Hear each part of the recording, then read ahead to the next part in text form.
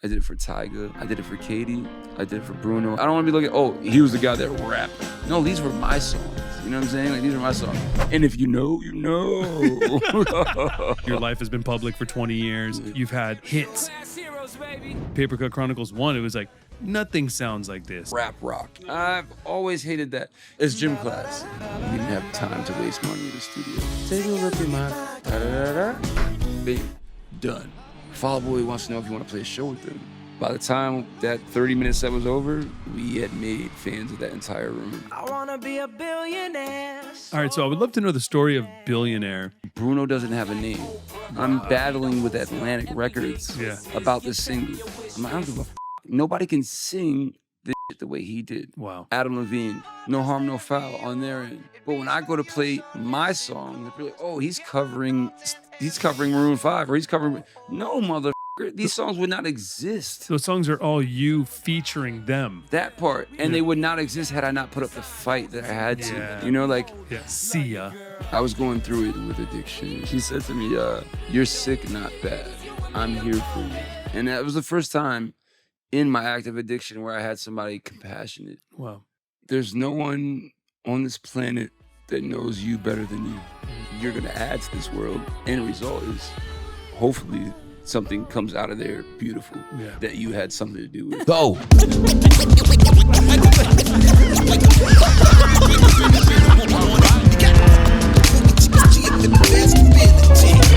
Let's go. What is up, everybody? Welcome back to the show. We have another awesome guest for you today, Mr. Travie McCoy. Travie first got known as the lead singer of Gym Class Heroes.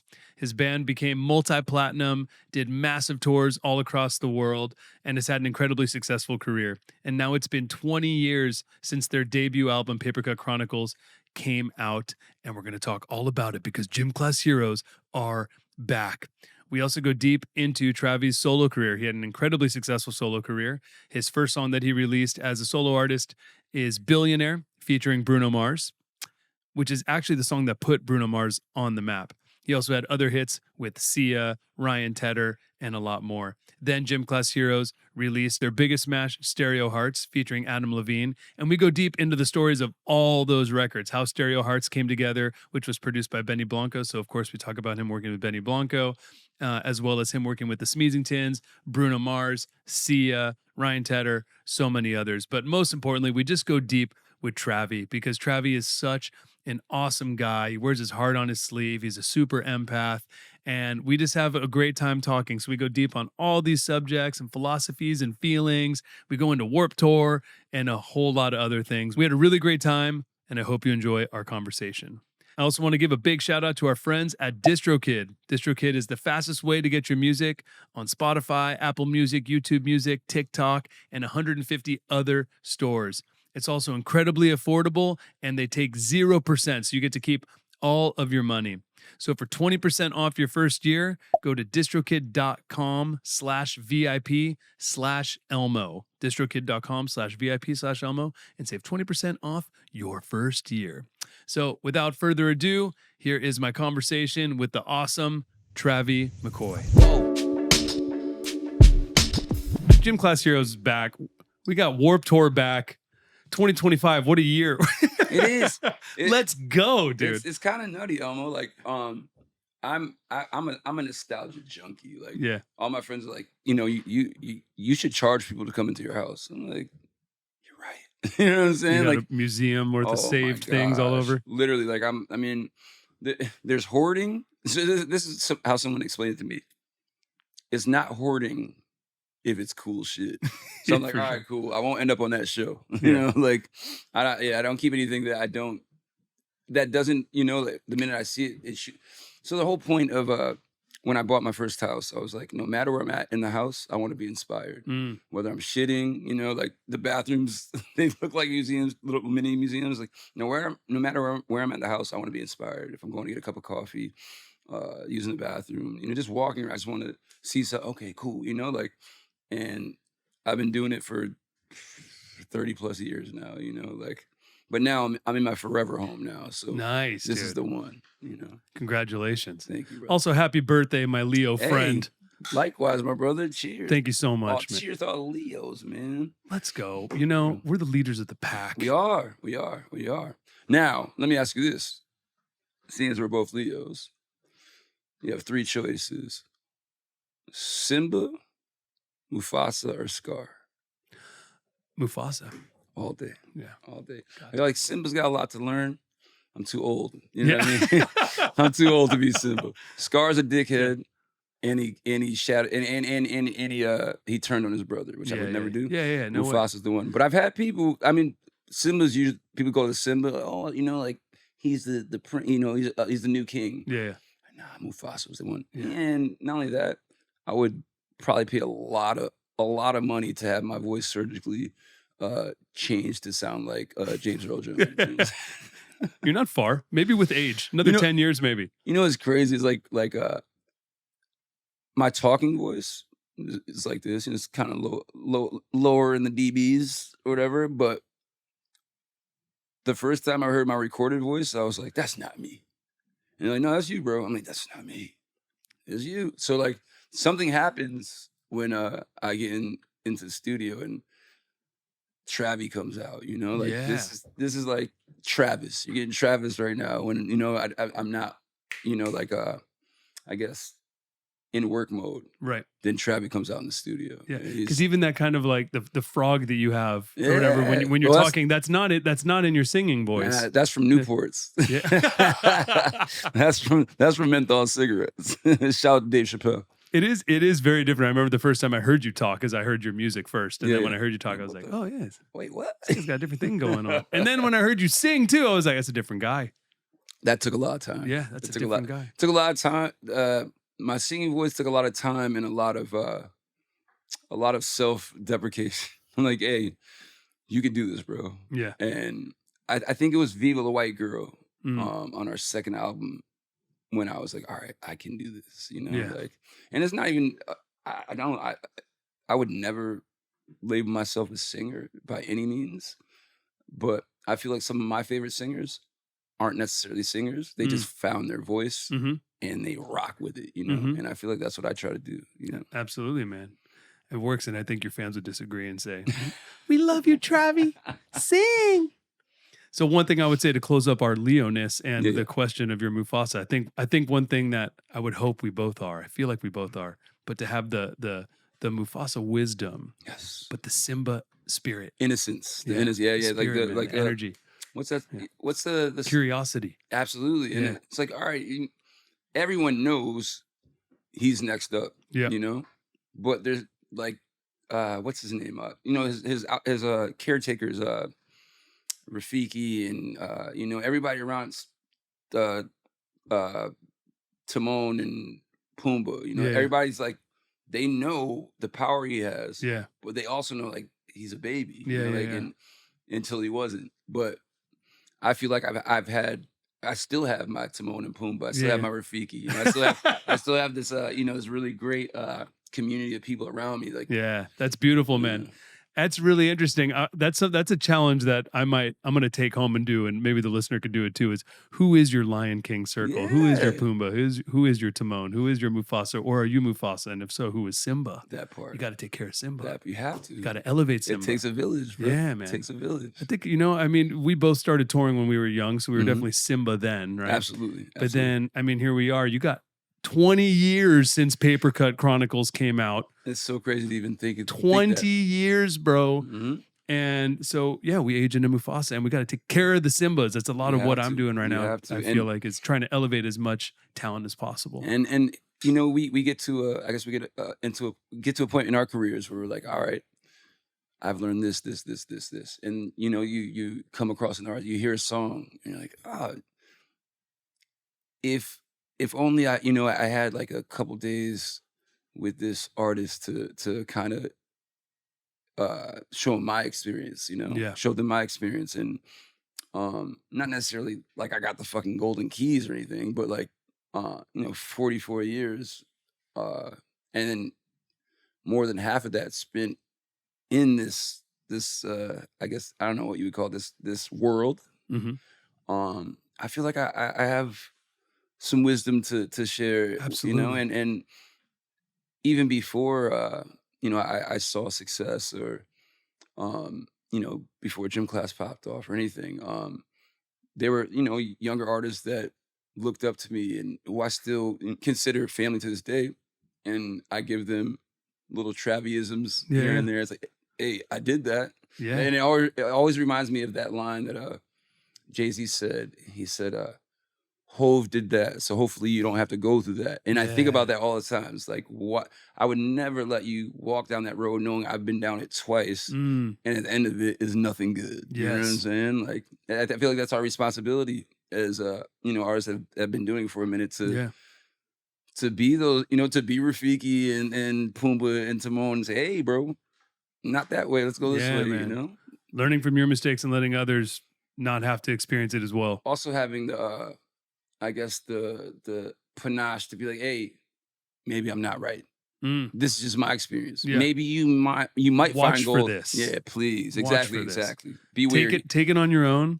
With a little salt bit. Yeah. But if you see some of this, and I'll keep in mind what I told you. And I'd never be that dude to be like, told you so. Yeah, it's like, you'll learn. You know what I'm saying? Like, that's one of my favorite things to do on this podcast, honestly, is like I have so many incredible people on here, luckily. Thank you. And thanks for watching. Let's go. Keep going. And dude, sharing the lessons, man, sharing the wisdom, putting Mufasa on the mic. You have to help all the Simbas and the other Mufasas and everybody to keep it going, to push the knowledge forward, share these stories, help people, inspire people. So important to do. Well, and I mean, what's the flip side of that? It's like we end up with a generation of artists who who weren't, I guess, given that big bro, that big bro hug, or the uncle, hey bro, you wouldn't be, the cool uncle tap, like, hey, man. We'd have a whole lost tribe of really talented kids going down very bad roads. Absolutely. And I don't want to see that during my lifetime. I've seen enough talented kids who I admired that aren't here anymore. You know what I mean? And barely made it to their mid-20s. Yeah. It breaks my heart. It's it really horrible. breaks my heart. And I guess you can call it survivor's guilt, because I mean it's not even, everybody knows my life has been up for public consumption for the past 25 years. So like everybody knows everything about me. So I'd be a sucker to not step in and say, hey, not only have I been there a couple times, but so back to the survivor's remorse thing. And I don't want to name names, but there's a few artists that I feel like I had access to, and I could have been like, hey, don't do that. Yeah. You know what I mean? Or, hey, come stay with me for a couple weeks and let's make music. And, because I see that in a lot of artists coming up now. I see myself in them. Like, 'cause I remember being 21, 22 and, like going in all these buildings and feeling like, oh man, I'm invincible. And like, no, bro, we're a cog in this machine, and they make new cogs every day. What are you going to do to your cog to make the machine move differently? I've spent my career customizing my cog, so when it gets around for my turn to start moving, I want it to be customized enough that instead of going the way it's supposed to, I may have added a couple notches here that makes it go this way a little bit. And I would hope and pray that like people that are aware that they're cogs, that hey, like, it's not stationary. You could take it and customize it. You know what I'm saying? You can customize your cog. You're still here. You're still in here. People are waiting to hear what you're going to add to this world. Add a couple bangs, some notches, little paint, some little color, some diamonds, whatever you got to do to make that machine move a little differently. It's also, what value are you providing? That part. Right? Because you're talking about putting something in a machine and it comes out different, but like when it comes out and everything, what's your contribution? So I feel like, all machines are usually built to either do something or make something. And in this space that we create in, end result is hopefully something comes out of there beautiful Yeah. that you had something to do with. Yeah. And I guess that's the end goal. Is like you know, like this things get very stagnant very fast. Yeah. You know, and I think it's because people settle, and I've never settled, man. I never will. I never will. So if I can leave this planet knowing that, back to the cog thing, knowing that I told some younger artists who I know got that spark I had as a kid, hey, you're in there. F it up. Yeah. You know what I mean? Yeah. Get up. Just throw. If you got to, throw a stick in that motherfucker. Yeah. Make it stop for a minute. And make the machine stop for a minute. And you can say, I did that. You know what I'm saying? For sure. Now the machine's going, it's not just moving slightly to the left.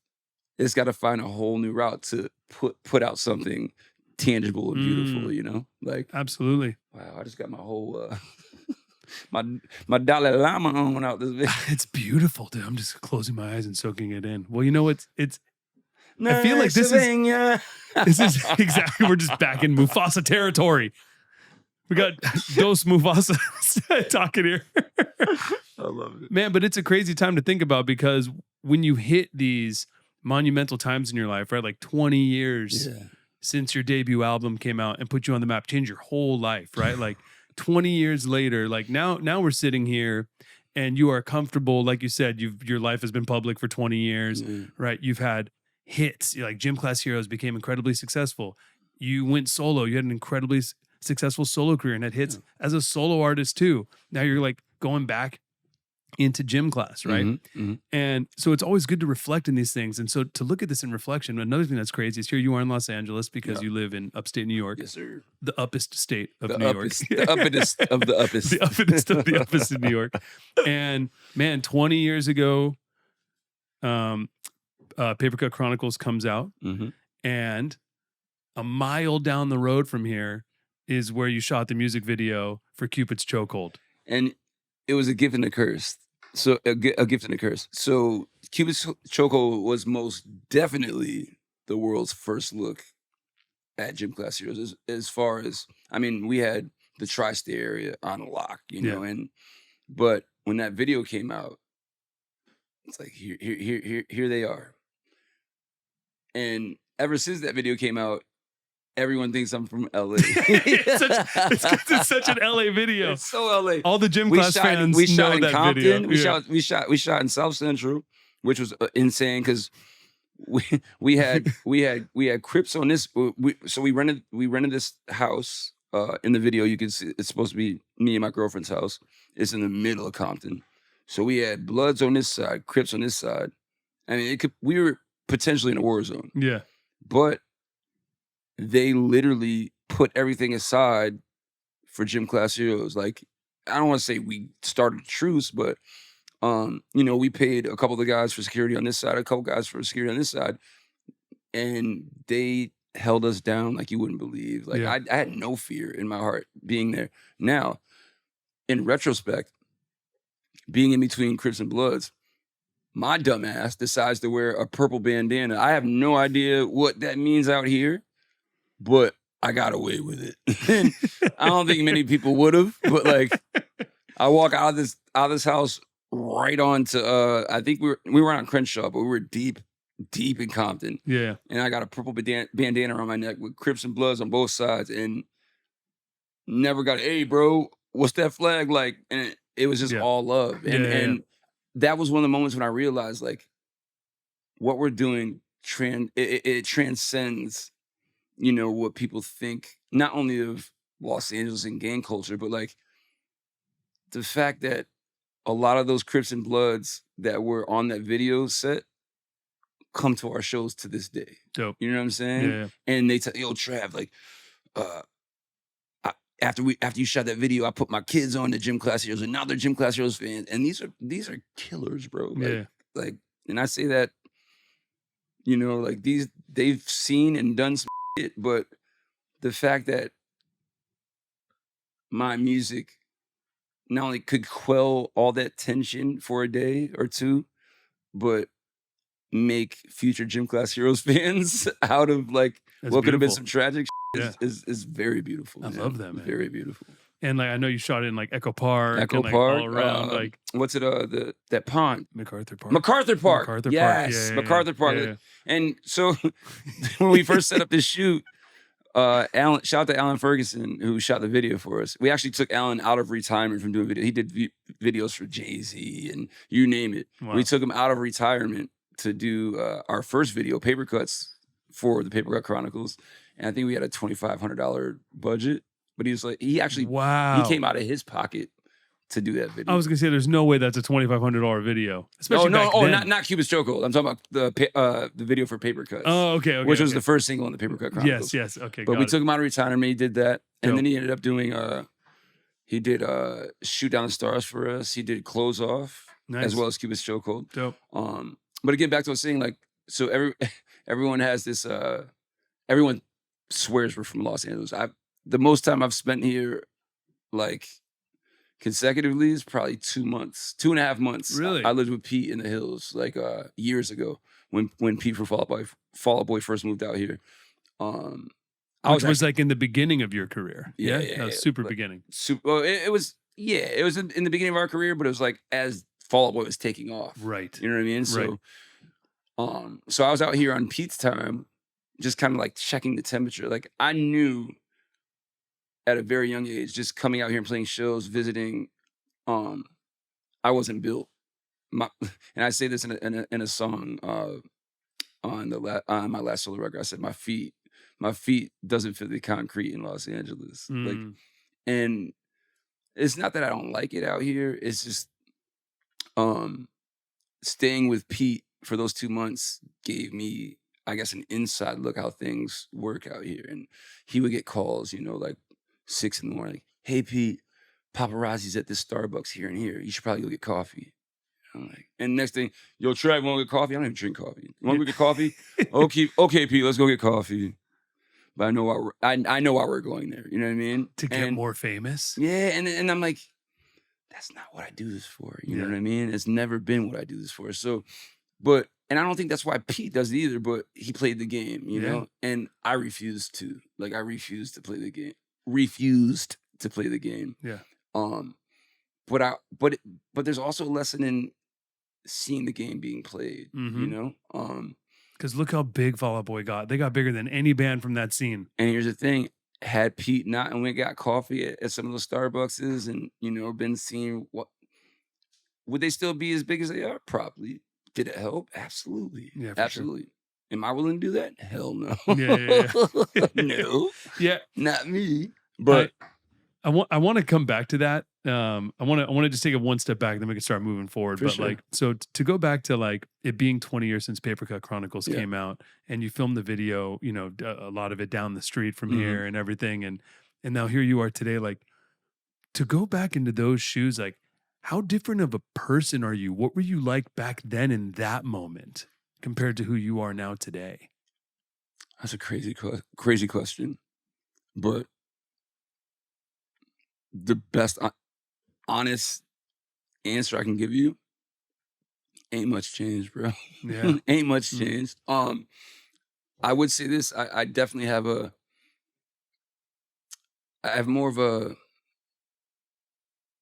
I'm more conscious, of how things work. I'm also more conscious of what works for me and what doesn't. But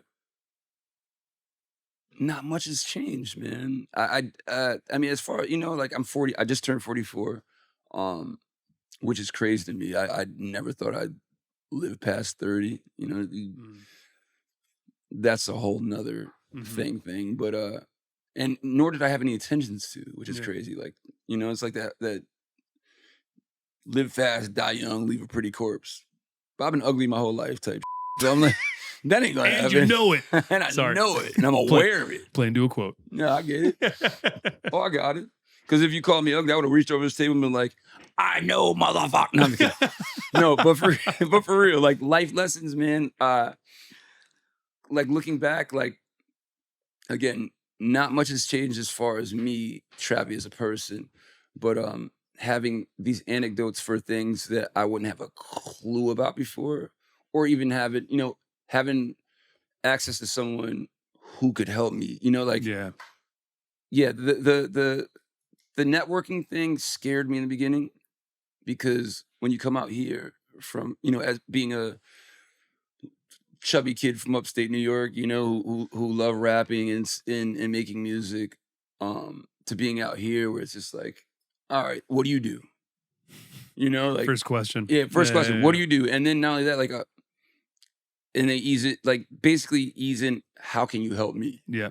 I'm like, I don't know. Like, I don't know how to help you. I barely know what the fuck I'm doing. You know what I'm saying? I've been customizing my cog. I literally. The best advice I can give you: customize your cog, bro. Yeah. Even if you even have one in the machine, Yeah. which I don't know. Like, everybody out here does something, and I hate to use that. It's hard to get into the machine. That part. And then it's hard to make it through the machine when you're in it. That part. It's hard to last 6 months, let alone 20 years 20 in years. the machine, man. My goal is to build a new machine. My goal is to build a new machine with cogs, or with people that are customizing their cogs. Yeah. To have a different output of Yeah. what comes out of that machine. I'm not trying to change the way things work.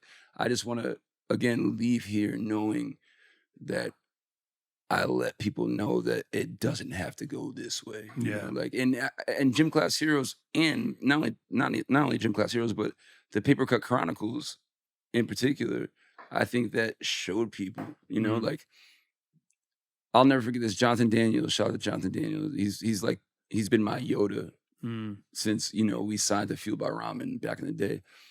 And he told me, and it stays with me forever. He said, Trav, you get your entire life to write your first album. Yeah. After that, there's deadlines. Yeah. I was like, shit, okay, then what's after that? He's like, well, this is where you're going to bump into. You're going to find yourself trying to outdo your first record. You'll never do it. You don't have to outdo it. You just have to outdo yourself. But you also have to know when to stop. Because when we went in to do our second album, is Cruel School Children, I'm like, I put my entire life into Papercut Chronicles. I don't think I have anything else to talk about, And then as I started like remembering what Jonathan was saying, I'm like, every day there's something to talk about, at the end of every day, there's something new to talk about. And that was the best advice I've ever been given, like, you get your entire life to write your first record, deadlines come, but you got to know when to stop. You know what I mean? And tell us who Jonathan Daniels is. Jonathan Daniels. So Jonathan Daniel, he's Crush Management, Bob McLean, Jonathan Daniel. So they were my managers for 20 plus years. I don't want to say managers. Managed Fall Out Boy, Green Day, Day, Weezer, Sia, you name it, And so I was blessed to be a part of that whole thing. But for me, it wasn't more so, oh yeah, I'm on Crush Management now, I can't lose. It's like, no, I want to sop up all the downloads they've been downloading their careers, And Jonathan was he was in a hair metal band called Electric Angels back in the day. Didn't know that. Yeah, and Bob was in a band called Step Kings. He played bass in a band called Step Kings, and those guys have been so detrimental and so like I said, I wouldn't even consider them my managers. They were like my dads, like my two dads. Yeah, for real. Like, awesome. They were like my two dads, and everything they said to me was gospel. Still is to this day, because they've never let me down with That's the advice amazing. they've given me. So Bob's in Step Kings, Jonathan was in Electric Angels, and then when me and Pete got a little money, we opened a bar in New York called Angels and Kings. So Electric Angels and Step Kings, we put them together. That's where it came from? That's where it came from. Wow. Yeah. AK-47 for short. But Yeah. Oh, dude, that's awesome. Yeah, man. So, okay, so I know that, just to go to a little bit of an origin story for Gym Class Heroes, and I know the hardcore fans will know this, but just to put the timeline in there. So I heard that, and correct me if I'm wrong. Yep. So you guys are high school buddies. Yeah. Like, your high school band made it, dude. That's so cool. That like almost never happens. 10th grade. Almost never happens. And so you guys met because you guys were both playing a show, right? But you were in two separate bands. Yes. And you were the drummer in the band. Yes. So you're a drummer, another thing we got in common. So you were a drummer, you saw them play, they were playing instrumental, and then you just like jumped on the mic and started spitting. So I had heard I heard about a local band called Hey Little Buddy. And I was in a garage punk band called The Antisocial. It was me and my boy Tyler and my boy Lucas played bass. I played drums. And I kept hearing about this band called Hey Little Buddy. And so I wasn't the best student in high school. Actually, I was the worst probably. And so when I was in 10th grade, I failed math. So Matt McGinley, the original drummer of Gym Class Heroes and co-founder, him and I started the band together. I got put in his math class. And from the jump, like him and I just felt this synergy, you know? Yeah. And we would pass notes, cracking jokes. And Miss Freifeld, I'll never forget. Miss Freifeld was our math teacher. And she didn't like us being so close for whatever reason. And one day she's like, Travie, I want you over here. Matt, I want you over here. Matt stands up in the middle of the class. He goes, why? Because I'm black. Mind you, Matt's the whitest Irish kid you'll ever meet in your life. So I'm like, oh, did we just become best friends? Do you want to go downstairs? You want to go in the gym and do karate? Like, you know what I'm saying? Like, so the minute he said that, I was like, oh, this is my brother. You know what I mean? Come to find out, Matt was in Hey Little Buddy. He played drums in Hey Little Buddy. And my friend Marta, she had a graduation party. She graduated earlier. She was smart as shit. She graduated earlier than us. And she had a basement party at her house. And she's like, hey, you guys want to play? I'm like, sure. And she's like, I think I'm going to get Hey Little Buddy to play as well. I'm like, dope, let's do it. And I had a MYSPACE kit. I borrowed from a friend. And this is how... You're gonna laugh at this. This is how unaware I was of, I guess, equipment. I just knew I knew I had rhythm and I knew I could play hard. Yeah. So when I wore out, you're gonna die. When I wore out the heads on this kit, I literally just flipped the toms over and used the bottom. Yeah. Well, that's super punk rock. Very. So you're not gonna buy new heads. You're not gonna change them. No way. When I bust a hole in them, that's another story. So it comes, it's the night of the show, and I call Marta. I'm like, yo, like, my kid's kind of banged up. She's like, oh, don't worry. She's like, Matt's is already here set up. I said, yes. I get there. He has a MYSPACE kit as well. But he's got like the drummer from Tool. It was one of Matt's favorites. Danny Carey. Danny Carey. He's got the Danny Carey. This is like going around, and he's got tons of drums. Oh my, tons of drums. I'm like, what? I just need, you know what I mean? Like, I need the Questlove kit. I need a snare kick and a ride and a hi-hat. I'm good, you know? Maybe one time, maybe, you know? But I get there and I'm like, whoa. And so we do our set. It's like, we play for like 20 minutes. And I think we probably, we did what's the Nirvana? Come on over, let's do the test. What's that song? What's that song called? Come on over. That's like Bleach or something. Is it Bleach? That's It's early. on Bleach. It's on Bleach, yeah. So we did a cover of that, and I'm trying to get my Dave Grohl. I got my Dave Grohl face. You know what I mean? Like, and I look over, and Matt's watching me play his kit like this. You're like, beating the shit out of bro, his he kid. just got this face like, and I'm like, you know what I mean? Yeah. So I'm just killing it, and then so we do our thing, and it was great. And I gave him a hug. Thank you for letting me use your kit. Blah blah. I said, oh, dude, thank you. Guys killed this, that, and third. Then they play. Now I'm watching this. I'm like, whoa, like they're playing. Yeah. Like we wanted to make noise. Yeah. We wanted to make energy. They were playing. And shout out to Milo Benassi as well, who's original guitarist from Gym Class as well. And he's playing jazz chords, and like it was so beautiful. And it was something I didn't know kids my age were capable of doing, you know? And but they didn't have a lead singer. So they were just playing instrumentals. Yeah. And like this is insane. So towards the end of their set, I was like, hey, like I see Matt. I'm like, yo, like I like kind of signed to him, like, do you mind if I grab? He's like, get the mic. And so, you know, I grabbed the microphone. I was like, yo, just hey, kick something. Just so Matt just kicks it, just like a, you know, like a hip hop beat. Malo comes in with these jazz chords, and Ryan, shout out to Ryan Geist, original bass player from gym class. Everything just is rolling into. I'm like, whoa, this is what it's supposed to feel like. Wow. And I just started rapping. Like, I mean, I'd been writing raps for forever. You know what I mean? It didn't really mesh with what I was doing with my band. Yeah. But that night, Gym Class Heroes was born. We did Wow. that. I freestyled for like 45 minutes, and then we did a cover of they played another like instrumental, and J. Rue the Damager was probably one of my favorite rappers, like at the time and still to this day. And he has a song called Can't Stop the Prophet. You Can't Stop the Prophet.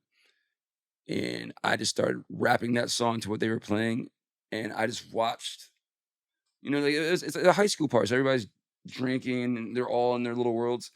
And once we started doing that, I watched the entire room turn and all eyes were on us. And I was like, whoa, I wasn't used to that.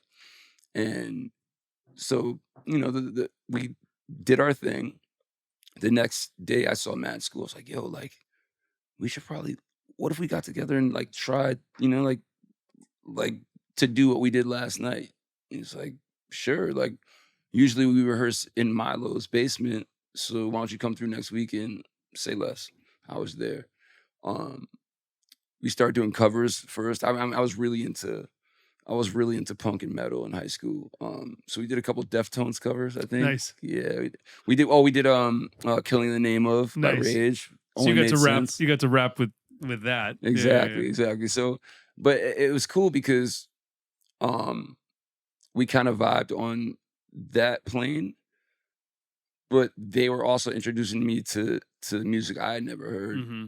And I mean, for I'm trying to think of one band.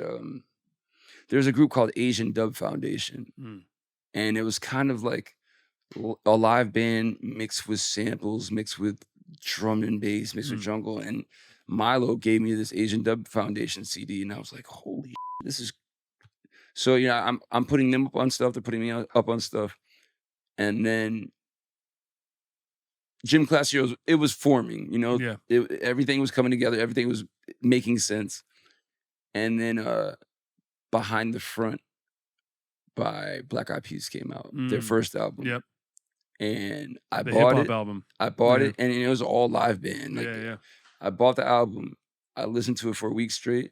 I gave it to Matt. I said, here, just trust me. The next rehearsal was when Gym Class Heroes was formed. Like, wow. That's because Matt had soaked up the album. Yeah. And passed it on to Milo, who soaked up the album, who passed it on to Ryan, who soaked up the album.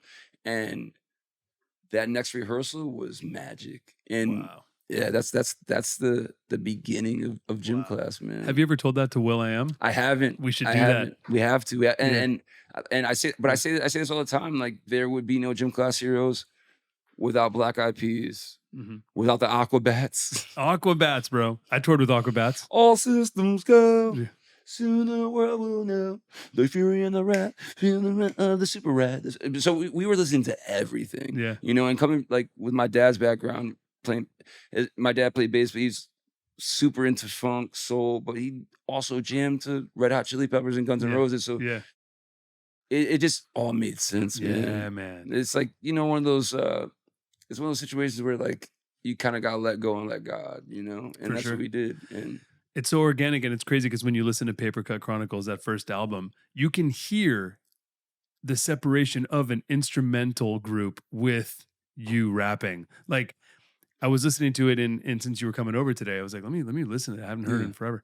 I put it on. I was like, wow, you could so clearly hear that. It could almost just be like you could cut it separate. You know, and it's of course so different than from Papercut Chronicles 2 coming out years later, which is like produced pop. For sure. But it was such a unique thing when you guys came out with Papercut Chronicles 1. It was like, nothing sounds like this, dude. Nothing. And it's your influences make a lot of sense For sure. for you guys coming together. But even like the any rap rock, if you want to call it rap rock or whatever, you're looking at Rage or Limp That's Bizkit or what Linkin gets Park. you. None of those things are anything like Gym Class Nowhere Heroes. near. Nothing. Even though I guess, for the time, those bands were, but someone came up with a bright idea to call that genre rap rock, and I've always hated that shit. It's not even. I've always hated that Because it's like not rap and it's not rock either. Exactly. It's not, that first album in rock. It's Gym Class. Yeah. And so I look at bands like, have you heard a band called Candiria? Love Candiria, bro. I used to be so into Candiria back in the day. So Candiria can go from the hardest of hard to that song.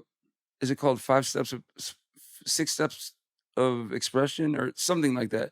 Where it's the hardest hip hop song ever. Yeah.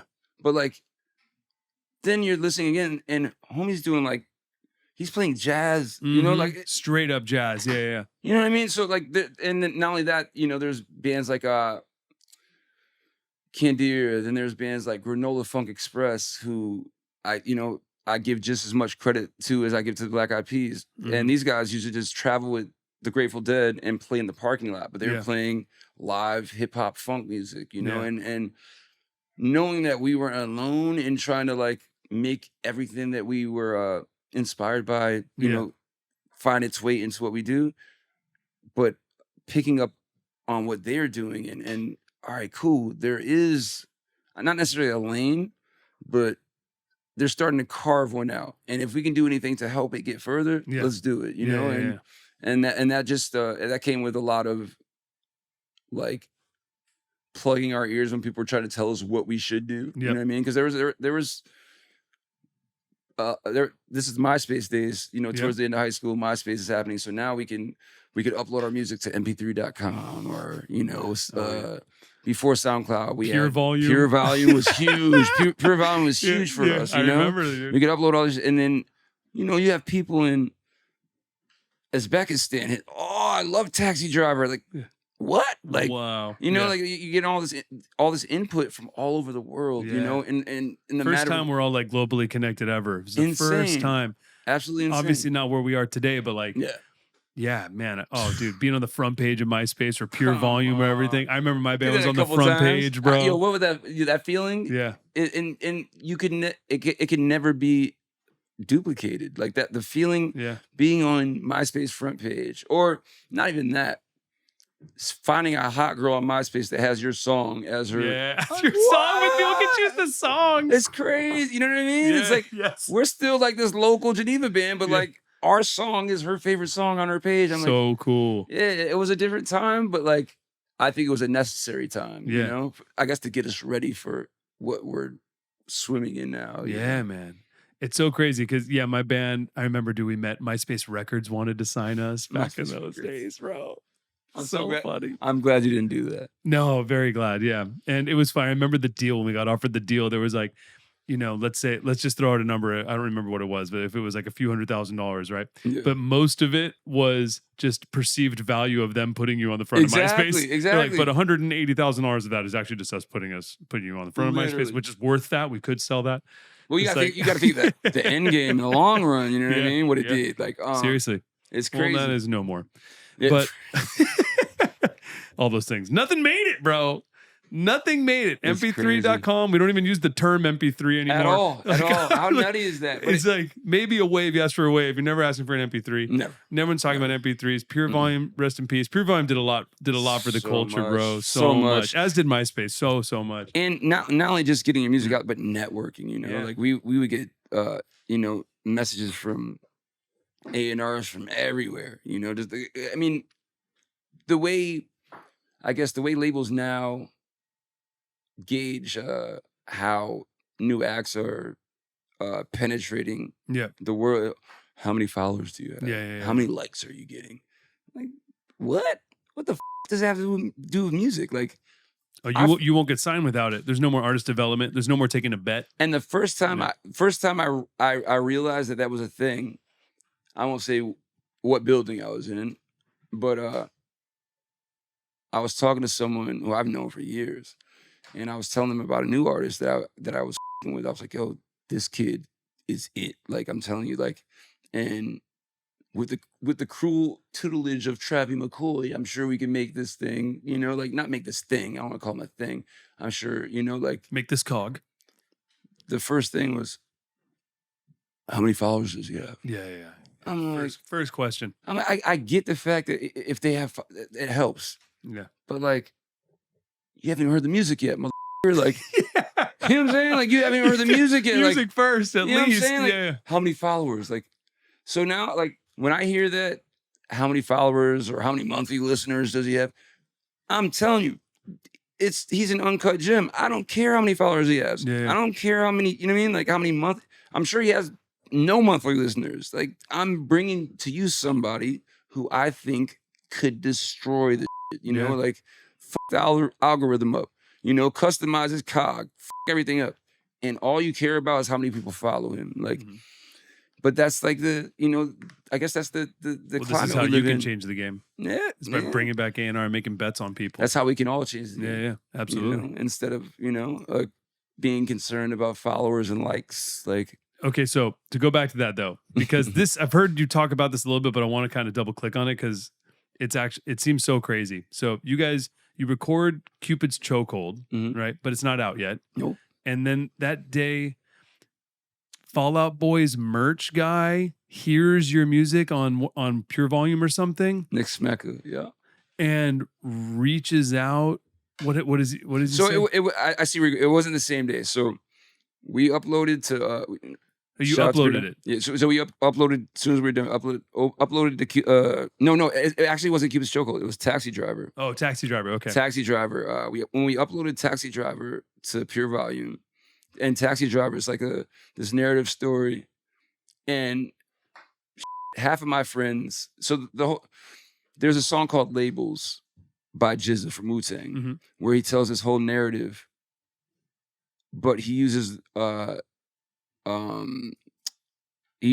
names of record labels in telling his stories, like Tommy ain't my motherfucking boy. You know what I mean? Like, I'm like, this is crazy. And a lot of I don't even think my friends got it.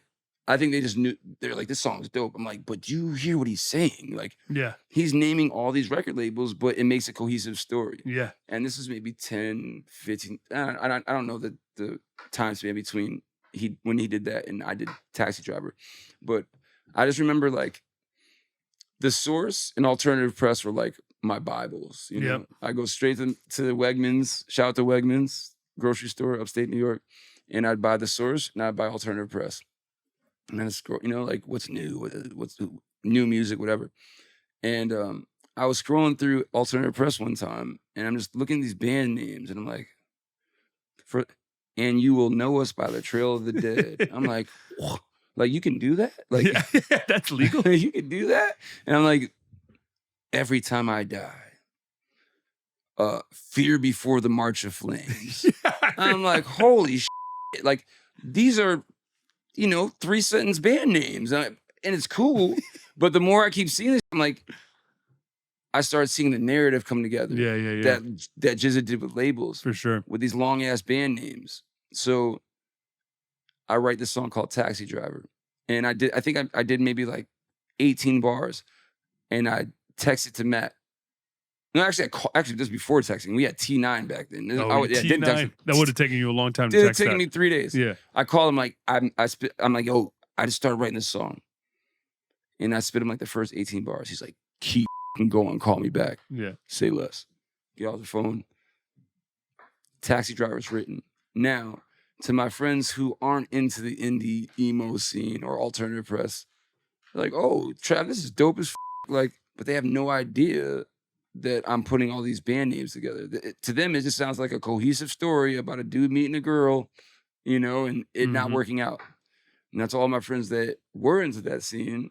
They're like, this is genius. Freaking out. Waiting for the what's going to be the next drop? Oh, he said this band. Oh, I can't believe he said that one. To this day, no one's I've yet to see someone that's gotten all the bands I named in that song. Okay. Because there's some sneaky There's some ones. smaller There's some sneaky smaller ones. little guys in there. Yeah. So we upload it to Pure Volume. Maybe a couple weeks later, we get a message from this kid named Nick Schmecka. Shout out to Nick, because I wouldn't be doing this interview right now with you if not for him. He's like, yo, I'm out of Chicago. I'm a graphic designer. He's like, I really like what you guys are doing. I love Taxi Driver, this, that, and the third. And we gave Fall Out Boy a shout out in that song. You gave them a big shout out. Huge. I'm like, Fall Out, boy meets world Jimmy, boy meets girl Jimmy, world but schleppies, pills till he's all out. So he's like, yo, I played it for my boy P who plays bass in Fall Out Boy. He really loves it. I'm like, cool. I'm like, what's your point? Like, what's? He's like, I just want to do some t-shirt designs for you guys. I said, say less, let's do it. And then he goes, do you mind if I actually send him a couple more demos, just to to get some ideas for the merch designs. He's like, do you mind if I play these for P? I'm like, nah, man, go ahead. And he hits me back a couple days later with a bunch of cool ass merch designs, and he's like, yo, Pete loves this and wants to talk to you. I'm like, tell him to call me. So we talked to Pete.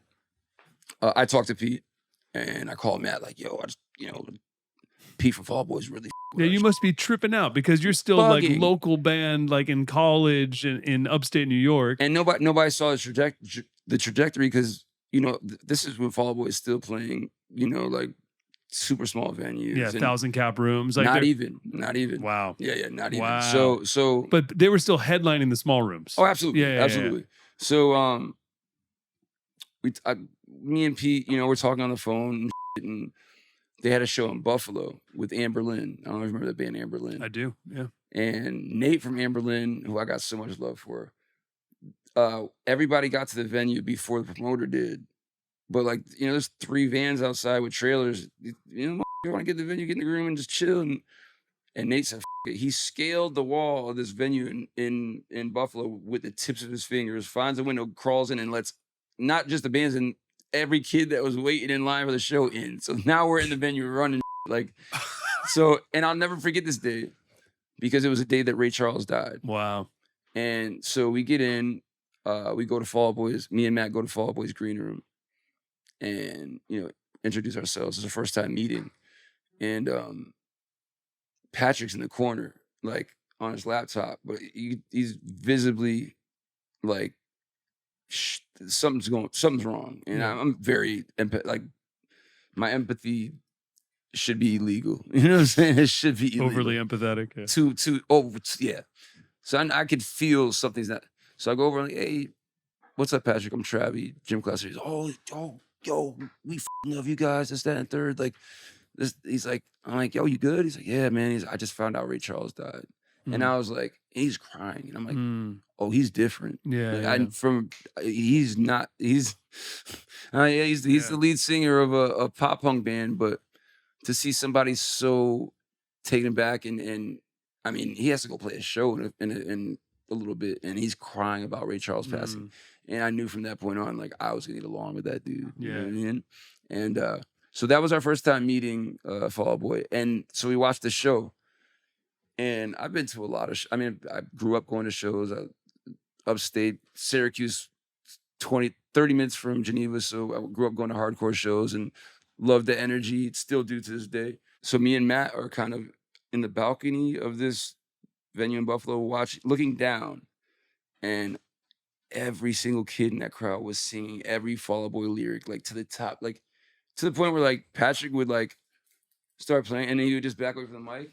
And it sounded like there was a choir. Yeah. And I looked at Matt and I was like, that's what I want. Yeah. That's what I want. It was so powerful and it was so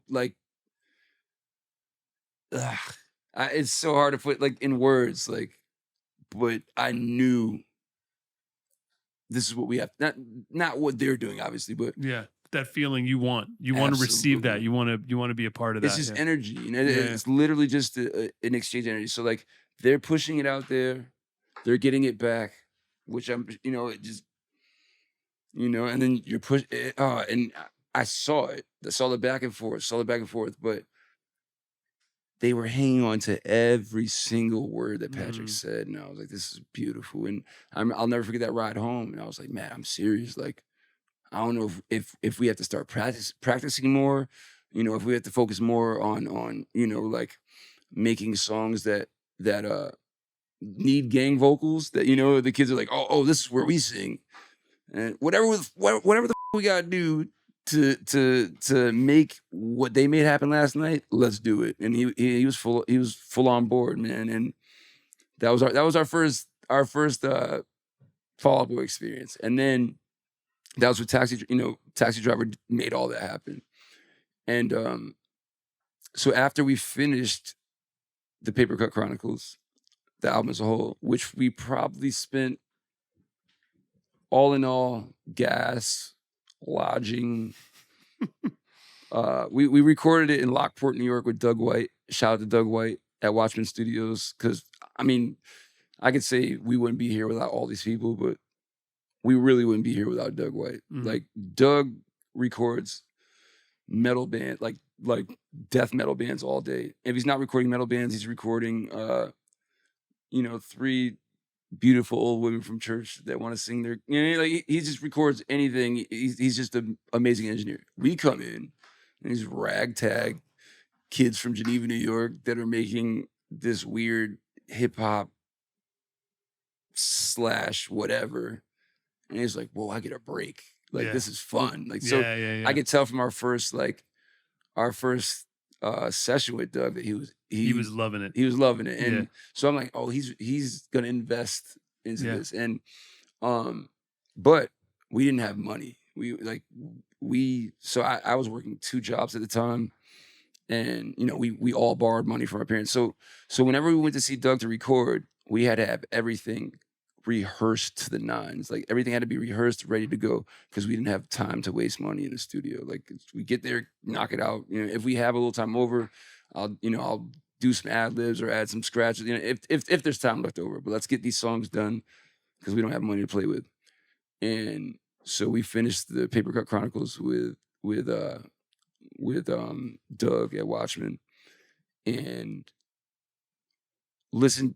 Once we got the rough mix, we never. To this day, I never leave any studio I'm at without a CDR. Like, that's it's just a thing. Say it again. CDR Feels weird, right? Yeah, it does. But I can't leave a studio session without a CDR. Nice. Of what I recorded. You want to feel it. I have to. I have to. Makes it tangible. What Absolutely. you just made. I love that. Absolutely. To this day. So we're listening to on the way home, and I'm like, it's missing something. I don't know what it is, but it's missing something. And I'd always flirted. My roommate in high school, my roommate in college in art school, he was a graffiti writer as well. So we linked like that. We became roommates the second semester, but I didn't know that. I knew he was a DJ, but I didn't know he produced as well. And he had this little Yamaha like sampler, and he mastered it. Like the things he was doing with this thing, I don't think any human could do. I mean, it was literally this big. And we started a side project called Bernie Allen. It's straight hip hop stuff. Then I, on the ride home, like thinking, like, I got it. I'm gonna call Steve. We call him Cy1, whatever. And I'd always brought up this, the idea of sampling something, with gym class.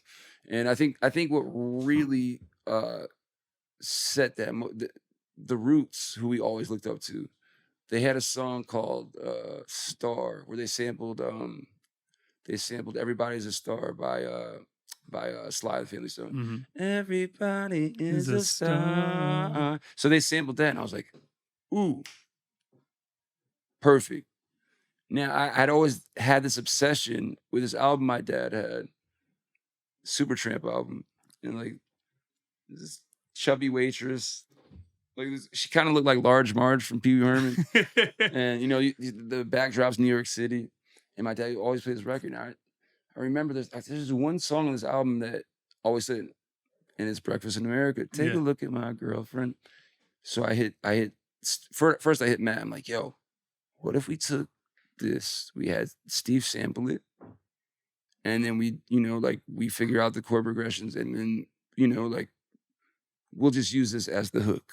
The take a look at my girl, which wasn't the initial plan, because initially I wanted to sample Don't you look at my girlfriend, because she's the only one I got. At the end of the song. Yeah, because that made more, in my head, that made more sense. Like, stop, don't look at my girlfriend. So, I think Steve feels a little, I think he might feel a little way about this, because I did an interview where I was like, yeah, Steve fucked up and sampled this part. I didn't mean he fucked up. I think I think he misunderstood which part that I really wanted. Yeah. But so I come home from work, I think one day, he's like, yo, check this out. Boom. Take a look at my girlfriend. She's the only one I got. I'm like, okay, not much of a girlfriend. Da-da-da-da. I'm like, that's sick. But you know, it was supposed to be, don't you look at my girl. He's like, yeah, but like, let's listen to it a couple more times. And the more I listened to it, I was like, fuck it. Like, yeah.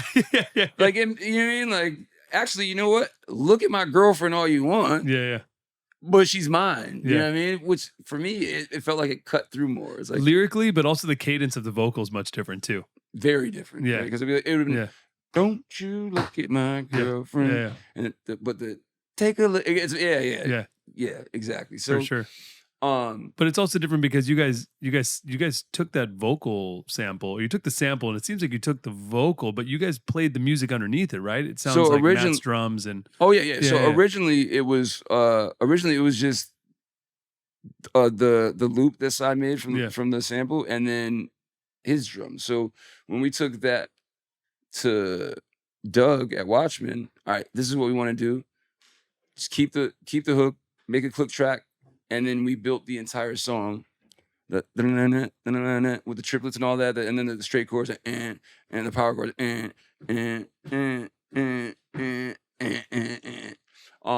So it was just adding. After we got that laid out, it was adding bells and whistles. You know. Yeah. But now I'm like, like I had it written out, and I was like, okay, I'm gonna rap it. Then I'm like, this is too precious to rap on, you know, even though I have my little 12 bars towards the end. This is too precious to rap on. So I'm listening to it, and after I had the version that Steve made with just the loop and the way he made it. So I just studied it. And I started humming things. And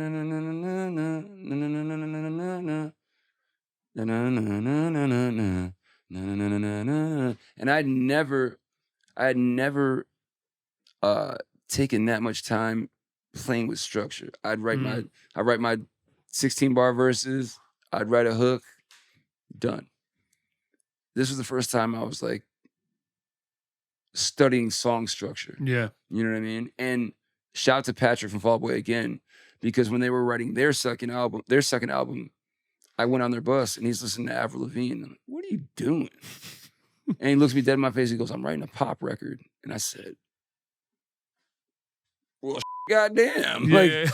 Like, sorry, bro. You're right. Yeah. And then when I started writing the verses for Cupid's, that just kept playing in my head. So I'm writing a pop record. Yeah. Not that was the goal, but it's like, I know how they're written, and I've studied not as much as Patrick had at the time, but now I know the formula. Like, all right, cool. 8 bars here. I have the melody. 4 for the pre-chorus.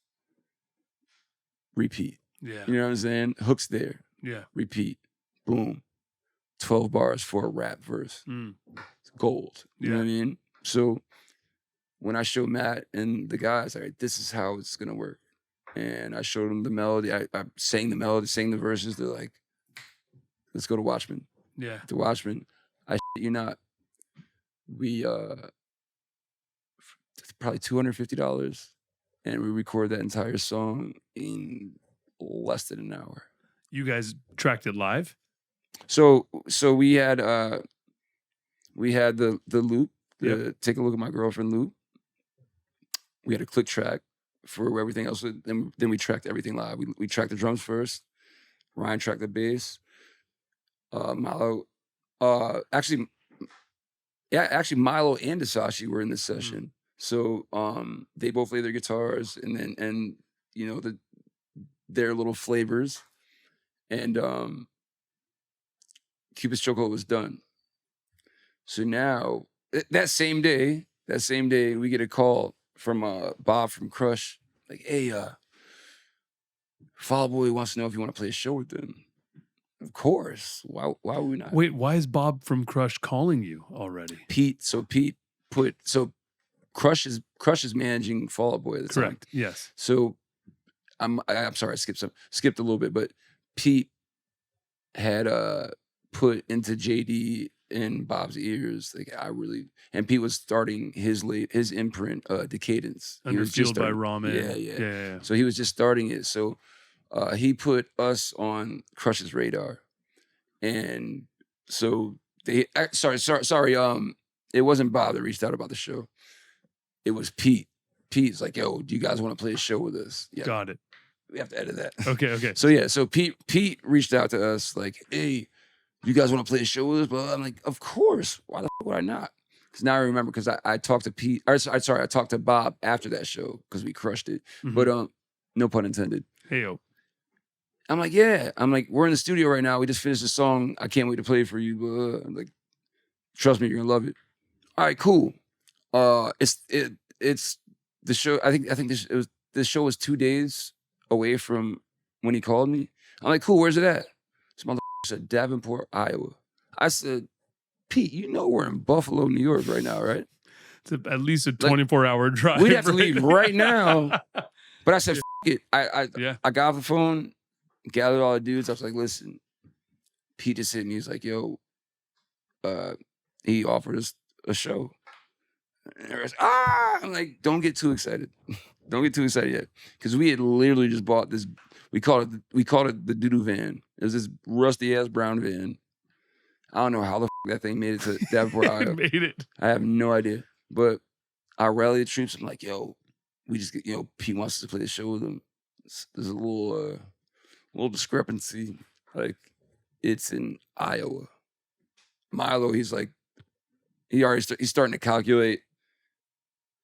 There's no way. I'm like, there is. Yeah.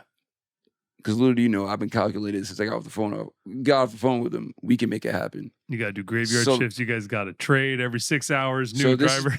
No GPS, bro. Oh, yeah. MapQuest and the Atlas. MapQuest And the Atlas. That's all we had. So I was like, as long as you motherfuckers are in, I'm in. We'll make it happen.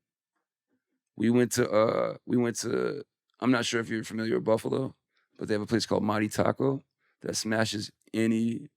I mean, obviously you have your, your gourmet Mexican restaurants. But then you got your Taco Bells, Del Tacos. Mighty Taco is like a cut above. So we went to Mighty Taco, called everybody back home, like, hey, we ain't coming back. We're leaving. We're taking off for Davenport, Iowa to do this one show with Fall Out Boy. One show, dude. So we literally got our Mighty Taco, hopped in the van, MapQuested the directions, got the Atlas out, and took off. And we got there. I think we got there before everybody else. Nice. So we just hung out in Davenport, you know what I mean? Like, hung out in the water. I think I gave myself a haircut and I gave myself a trim in the van rear views and waited all day for everybody else to show up. And it was us, Bayside, Armor for Sleep, one more band I can't remember the name of, and Fall Out Boy. And they just threw us out to the wolves. Like, and the first 2 songs, kids, it was like, what the fuck is this? When they're seeing you play. Yeah, They've literally. never seen anything like it. Yeah. And the thing is, like, as much as I engage with crowds and I try to make eye contact with everybody, make them feel like they're part of, like, because I need that energy to put it out. I get to see everybody just like, this isn't what we came here for. Oh, not liking it. No, it's not they weren't liking it. They just don't understand. Right. Like, what the is this? Yeah. But I could see glimmers of hope, peppered amongst the crowd. Like, they're getting it, so I would focus on them. And then the more kids would see those kids getting into it, they started getting it. So by the end of the set, it was they were loving it. Bro, like, I remember getting off stage and I can't remember who played after us. they looked frightened. They were visibly shooken, like like, you know what I mean? But to this day, it's probably still one of my favorite shows because it was like, what size room was it?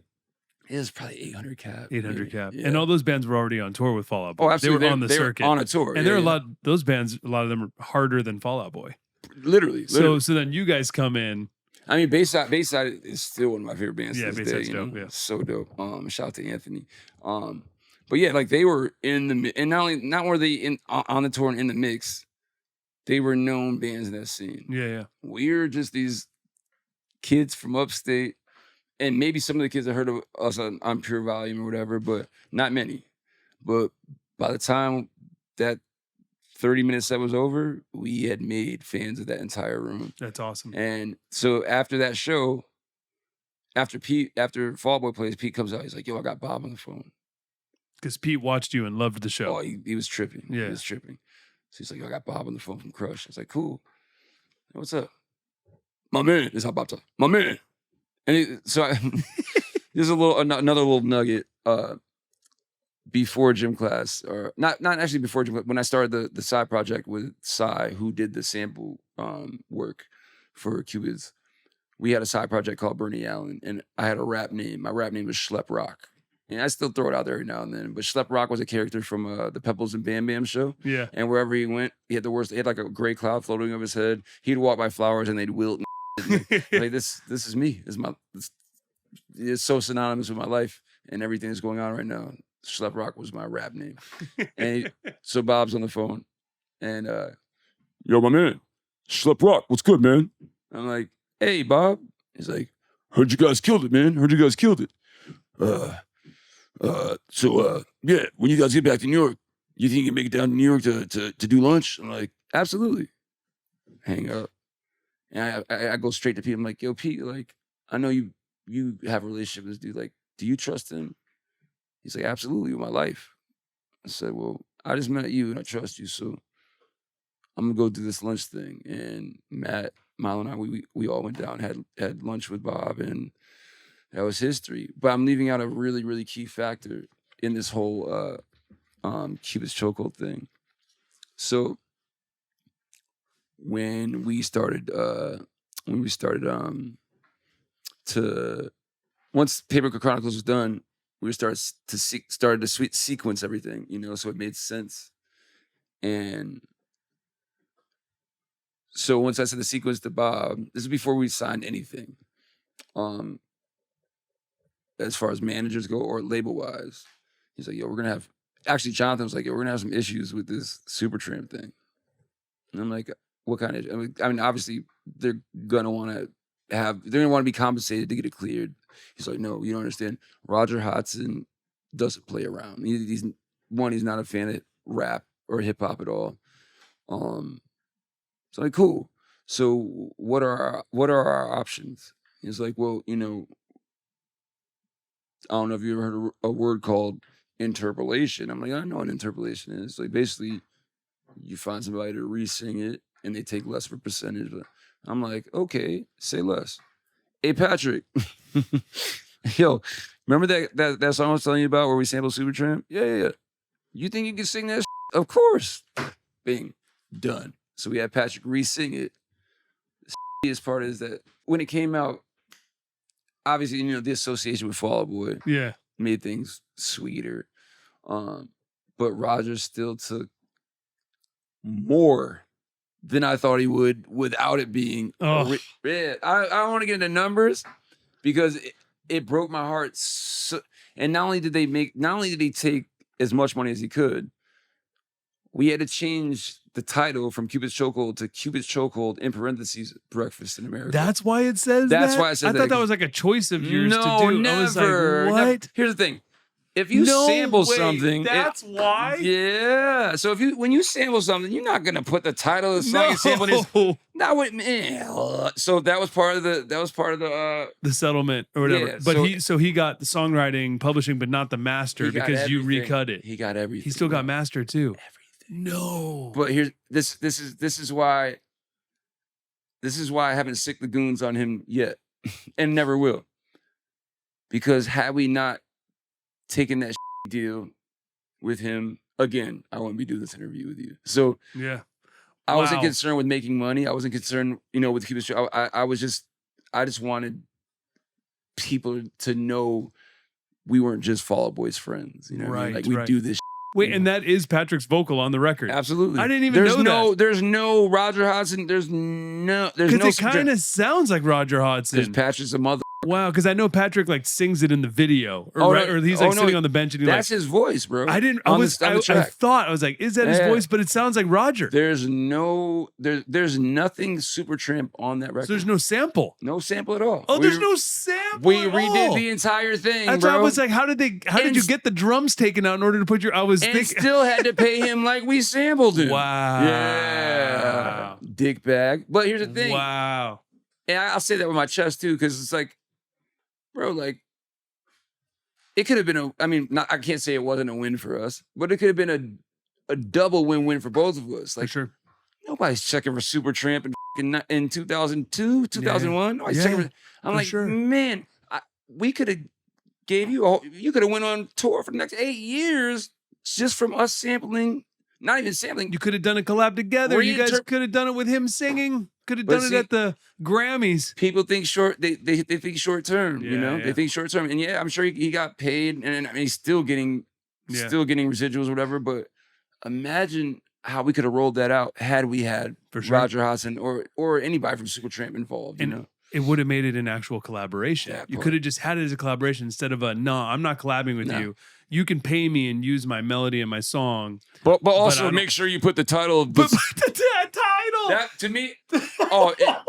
If you could have been there when I walked into Crush, when I got the news that we had to put Breakfast in America in the title, Yeah. I wanted to throw desks. I was like, I'm like, how much more does this motherfucker? I got to the point where I was like, I don't want to do this song anymore. Yeah. It got to the point where I was like, I don't, because I mean, Atlantic, like we're still Decadence, which but all these labels, this song is it.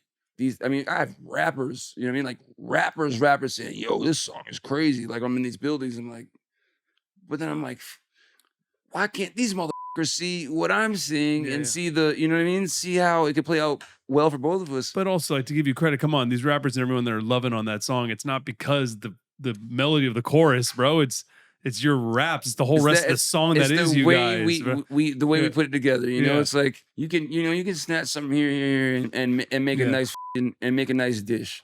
Yeah. But it's like there'll be some people in that room that won't with it. You know what I mean? Man. And then there'll be people there'll be people asking for seconds. You know what I'm Yeah, saying? yeah. And but here's the thing. That dude, bro. Yeah. Straight up and down, that dude. But I will say thank you for writing that song.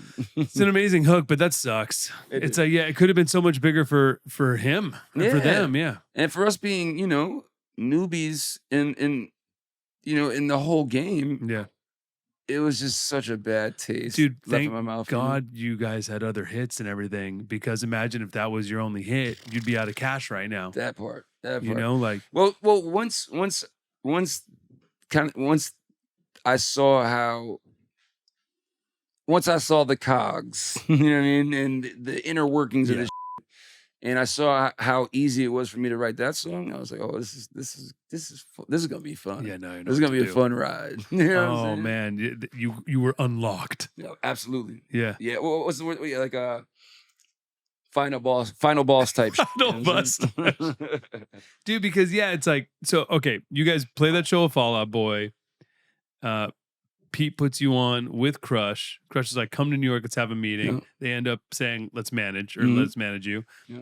Then Pete says, I want to sign you guys. Yeah. So I believe we were the first band signed Yeah. to Decadence. Oh, you were the first on Decadence. I believe so. Okay. Yeah. Wow. Then I believe. Did you meet at the time? Did you meet John Janik? Oh, absolutely. John 'Cause John was John's running. Fueled by John Ramen. and Vinny from Less Than Jake. Yeah. So our first tour was with Less Than Jake. Love Less Than Jake. So bro. Vinny, Yeah. we're still in the van. Vinny brings me on the bus. He's like, Trav, I just want to tell you this. Like, Less Than Jake fans are different. I'm like, what the f that mean? He's like, well, they're just really into Less Than Jake. I'm like, They're just what- really into Less Than I'm Jake. like, wouldn't they be? He's like, no, I'm just being. He's like, I'm saying like, just into Less Than Jake. I'm like, Are you challenging me, motherfucker? Yeah, Like, are you saying I can't play with them? What no, are you saying? okay, so I'm the type of dude, like, so I've never shied away from a challenge. Like, I mean, coming up, once we started touring, tri-state in the van, and all, like, we would play with anybody who would let us play with them. Reggae bands, funk bands, metal bands.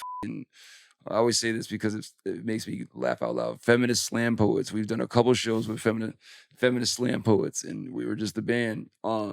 So I've gotten really good at taking crowds that are there to see one thing and showing them something else and making them fans of that something else. So when Vinny said, yeah, like our fans kind of only like us, I was like, we'll see. We'll see what you say at the end of this tour. Yeah. I you not. The first show's off the chains. Wait, so was that the first tour you It did? was the first. Was supporting Less tour. Than Jake? Less Than Jake. Yeah. Whoa. The first tour we did. And so he scared the shit out of me. Fucking 45 minutes before we go on to start this tour, our friends are really into us. And I get it. Like, I think he just didn't, if the show went bad, I think he didn't want us to be, like, oh, this sucks, this tour.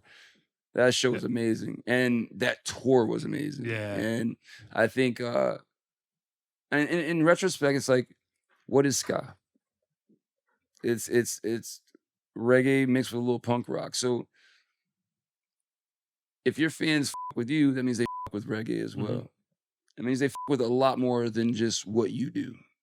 And that's all. Once that was in my head, I was like, oh, this is gonna be fun. Also, the feeling that ska portrays and that Less Than Jake portrays, even though it's punk and it's fast. Unity, bro. It's unity and it's unity. It's happy. Absolutely. It's feel good. Absolutely. It's feel good, which is also gym class, right? So it's like you're still giving that same core emotion to someone, even though you're not. Exactly.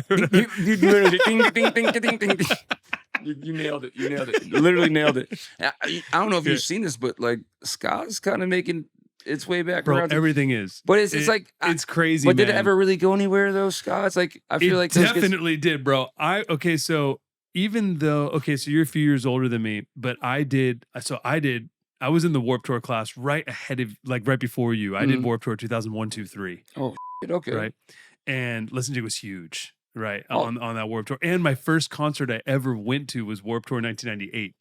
Ooh, Deftones. Deftones played. I went to Buffalo. Oh, I went to Irvine Meadows, bro. I only used to go to Warped Tour to see Deftones. Yeah. They played like 3 summers in a row. I went every time. And that year I went to see them in Buffalo. I was just telling the story last night.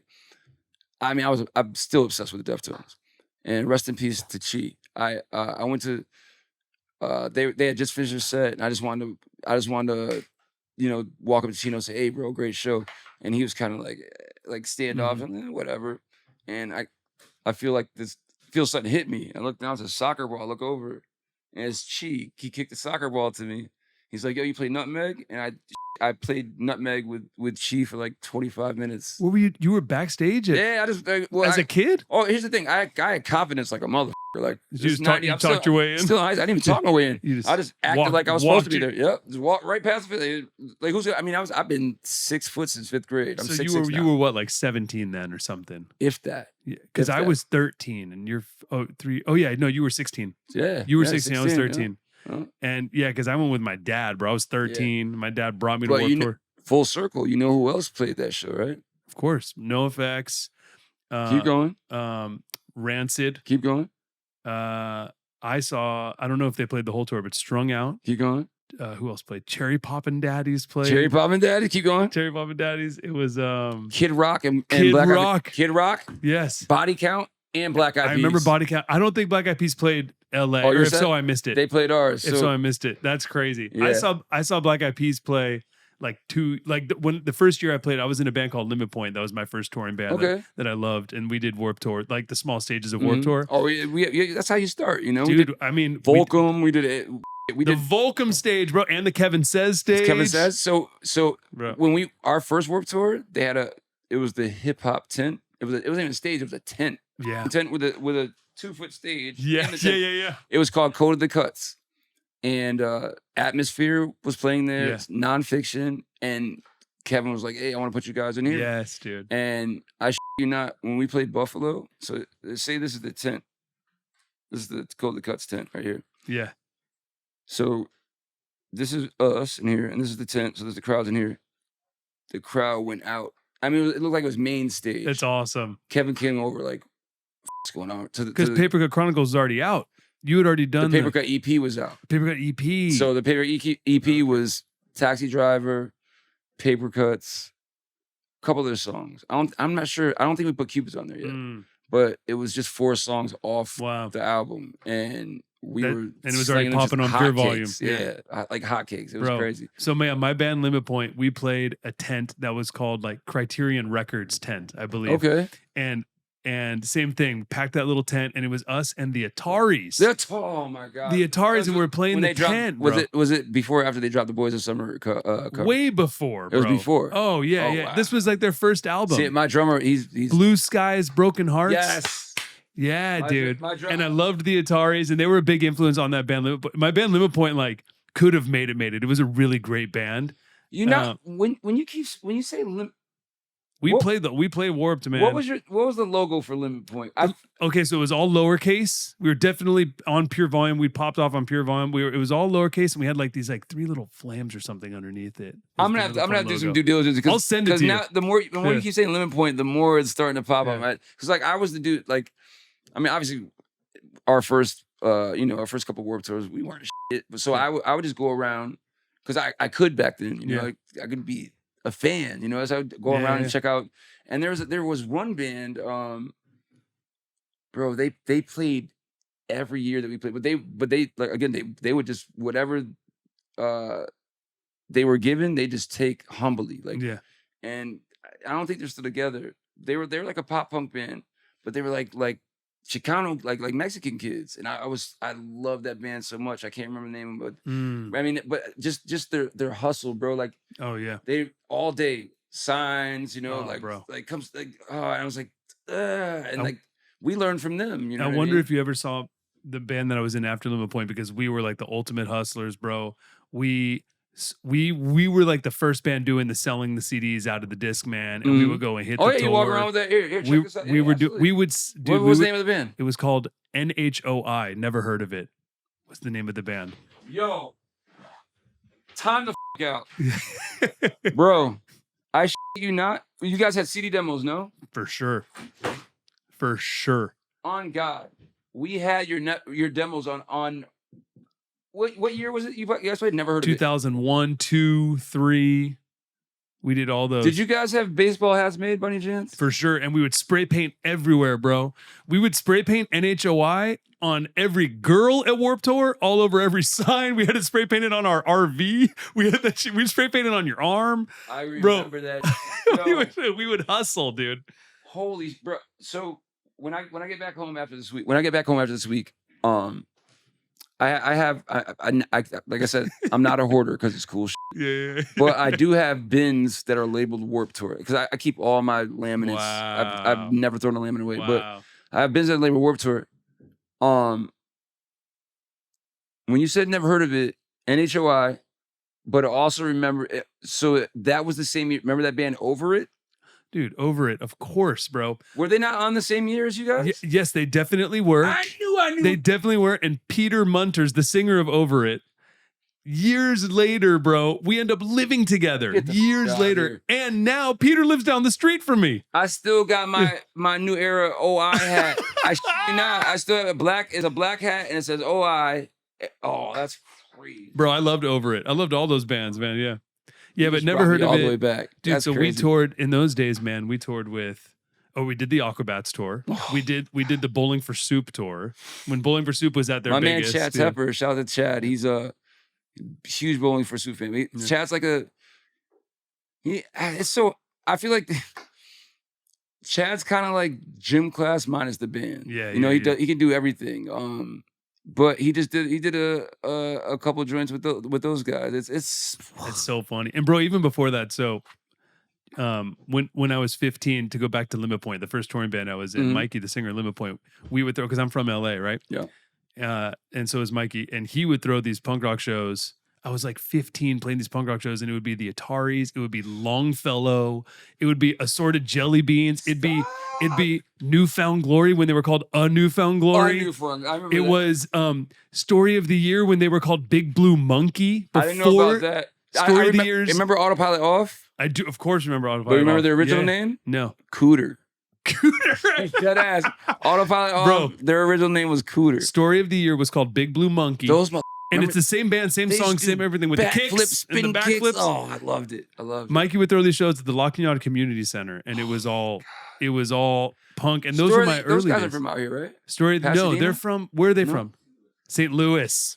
Thank you, Christian. You're right. You're absolutely St. right. Louis. I dated a girl from St. Louis, and she was friends with all those guys. That's Yeah, so man. crazy. Yeah, man. The Warp Tour wormhole is so real. It's so real. So with Warp Tour coming back, you guys are playing in Florida. Yeah. I might fly out for it. I'm kind of stoked that everybody's like, well, why aren't you doing all of them? I'm like, I spent 8 summers of my life on Warp Tour. You know what I'm saying? I think I'm good with one. You know? Dude, if you want to take a dive, I just a few weeks ago had Kevin Lyman on the Are you podcast. serious? 2-hour podcast talking about how he started it, building it, and I asked him all the questions I always wanted to ask him, like how do you determine set Pick a times band. every day? Okay. How do you put who on what stage? When do He you gave you the keys. everything? Because you've been on Warp Tour, so like you wake up 7 a.m. What time do they put up the 10? They put 9, so 10? if doors are at 11, they'll at like 10 a.m. post it Literally, in and you gotta production or whatever. Be there. Like, okay. Yeah. Like every morning, somebody in the band has to run and find out what the fuck time we're playing. Like, Do you know what he told me, bro? Please tell me. He said that he's like, I always have my eye on the barbecue. So he's Go like, ahead. if someone goes too hard at the barbecue and I feel like they need to chill out, I'll put them on at 11 a.m. I'll put them on in the morning as like a wake up call. Wow. If I see them going too hard at the barbecue. So check this out. That's crazy. They said that.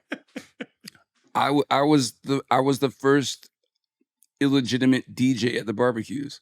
So Nice. end of the night, everybody's winding down. There, the barbecue, burgers, all that shit. I'd bring my laptop and my Bluetooth speaker, or no, not my Bluetooth. I bring my laptop and aux cord, and they would set up a amp. You know what I mean? Because listener, if you don't know, at the Warp Tour every single night, at the end, once Warp Tour's done, there's always a barbecue. Always a barbecue. Every night backstage, all the bands come and hang, and the crew and everyone gets together. It's beautiful. And it's like so great. Community, and everybody's talking about the day and like how their set went, and it's a really great time for. I mean, there's a lot of bands. There's a lot of bands that are too cool for the barbecue. They stay on their buses and shit. But like, I made so many friends and so many connections by DJing those things. But yeah, it was such a communal thing, and I never missed one. Never missed one. And then, like I said, one day I brought my laptop and I was like, "Yo, Kev, do you think?" He's like, what do you need? I was like, 1/8 to 1/4 inch to my laptop, and man, those were some of the best summers I had. That's so fun, bro. I honestly, I look forward more to DJing those barbecues than I did it for our sets. So the set's gonna be the set. That's gonna be fun. But like, I want to see if I can play songs that make these up. Every time everyone's like, I was like, all right, I did my thing. You know what I mean? Every song that I played that everybody would, oh man, I had so much fun DJing those things. When you played, did they do the drummer competition? That was later. Yeah. That was later. But that remember, what was it, Street Drum Corps? Street Drum Corps, of course. Yeah. Yeah. I remember all those guys. I remember that. But they did at the barbecue. The years I played, there was always like a best drummer on Warped Tour competition at the barbecue at the end of the tour. I didn't know that. It was just a one-time thing at like the end of the tour. So what is that consistent? Like, how does that work out? There would be 2 drum sets, and the drummers of A drum Warped off. Tour, it was a drum off. It was a drum off, but it was at the barbecue, and it was at the end of the tour. That's so sick. And I remember, God, I was probably 17 or something, and I got in second place to the Rev, Avenged Sevenfold. Rest in peace Rest in to the peace, Rev. man. He was such a beast, bro. Like, That year, they were on Kevin Says stage with me. how crazy is that? And I'm sure they were headlining the next 4 years, probably. Right? Seriously, gone. They just headlined the Forum. They're doing arenas still. Right. They're doing the arenas still. I remember I was never the biggest, and there's no disrespect to them. I was never the biggest Avenged Sevenfold fan. But when they put out that record with Bad Country, Yeah, I was like, I'm in. the album's I'm in. great. And I saw them playing live. I first Me and Shadows used to fish at the gorge. Like, at the he's gorge. a whole fisherman, bro. Like, I thought I was an angler, like, Yeah. because I grew up on Seneca Lake. That motherfucker can fish, bro. He can fish. For sure. Those are great times, bro. For real. Those are great times. Okay, so I mean, we could talk about Warped Tour, for hours, but I'm happy that you guys are playing and it's cool. I'm happy Kevin brought it back. You gotta Kevin come seems so out, stoked, man. I might fly out for it because a bunch of the homies are playing. I'll Luke ne- is playing. What's that? Luke is playing. Stop. Because he's in Falling in Reverse With Ronnie. with Ronnie.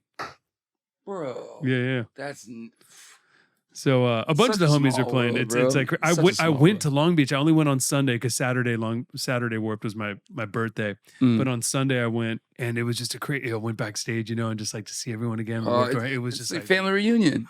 because I was so young, bro. Everybody uses this euphemism. Like, it's like Warped Tour is band camp. yeah, man. It's like 4-H camp for up and coming bands. Yeah. And you make friends, and maybe you'll see them later on. Maybe you'll see them blow up and become. You never know. But like, without Warped Tour, I'd definitely not be. I wouldn't have the grit I have. For sure, dude. Like, doing those van tours on Warped Tour, hot as hell during the summer. So before the bus, we did 4 Warped Tours in the van, three Warped Tours in the van. That's brutal. In So- a 15 passenger or in that brown minivan. So the first one, we did it in my bass player's family minivan. So it was the 4 of us and all of our equipment like this. No And trailer. There's actually a video. There's a video that Pete posted. Pete put out a clandestine DVD, and there's a scene in that DVD where Pete comes to our minivan, my bass player's parents' minivan, and he opens it up, and I'm in the fetal position, sleeping with a pillow next to all the cabs and all the equipment like this. He opens it up, and I'm like, he's like, "Yeah, everybody, this is Travie from Gym Class Heroes." I'm like, what's going on? Like, it was crazy. But yeah. Oh, dude, just shout out to sleeping Kevin and Warped Tour, man. Sleeping on the floor of the van because someone else is on the bench of the van. So you get, but you can make it work. You can make it work. We would put memory foam, the egg crates. Did you ever do those egg crates? But did you ever do the when we signed a few with Ramen? I said, listen, I don't need a huge advance. I don't give a because I have to pay you back anyways. I'm not dumb. I read Donald Passman's book like 12 times. You know what I mean? Like, I'm like, y'all ain't getting me. Smart. I don't need. So I honestly, and I can say this. I think after our advance, I think we all got probably $5,000. Mm-hmm. My first go-to, I bought a sidekick. Sidekick. And it was about $700. And what you're saying from the advance when you guys signed? Yeah. So you split it like $5K a person. We all got about. I want to say about 5,000 for sure. And I spent $700 on the sidekick one, and everybody in the band clowned me like, "You're gonna spend $700 on a?" I'm like, "Yeah, okay." 3 days later, because I had internet. I mean, AIM, all that. Yeah. Hey, dude, can I see it? Nah, mother. Yeah. Y'all was clowning me 3 days ago. Now you want to play with my phone? Nope. And also, what are you doing with that sidekick? You're developing relationships, and building opportunities. AIM was different, bro. I remember the sound. What was your screen name? Schlep Rockstone. Schlep Rockstone. Oh, literally, right off bat, Schlep Rockstone. And if you know, you know. And if you know, you know. You go way back. Way back. Okay, so you now have Crush managing you guys. Mm-hmm. You're now signed to Fueled by Ramen or to Decadence. Yeah. Decadence over slash Fueled by Ramen. Fueled by Ramen. You got Fall Out Boy back, and Fall Out Boy starts taking off. Oh man. So it just seemed like you guys just like caught fire. Like it just happened. I know, of course, it wasn't that simple, but it wasn't. But it was written, bro. Like, I mean, the way it played out, like it was beyond all of us. Wow. It was. Everything just fell into place from Nick finding us on Pure Volume and him being friends with Fall Out Boy and us. Not even.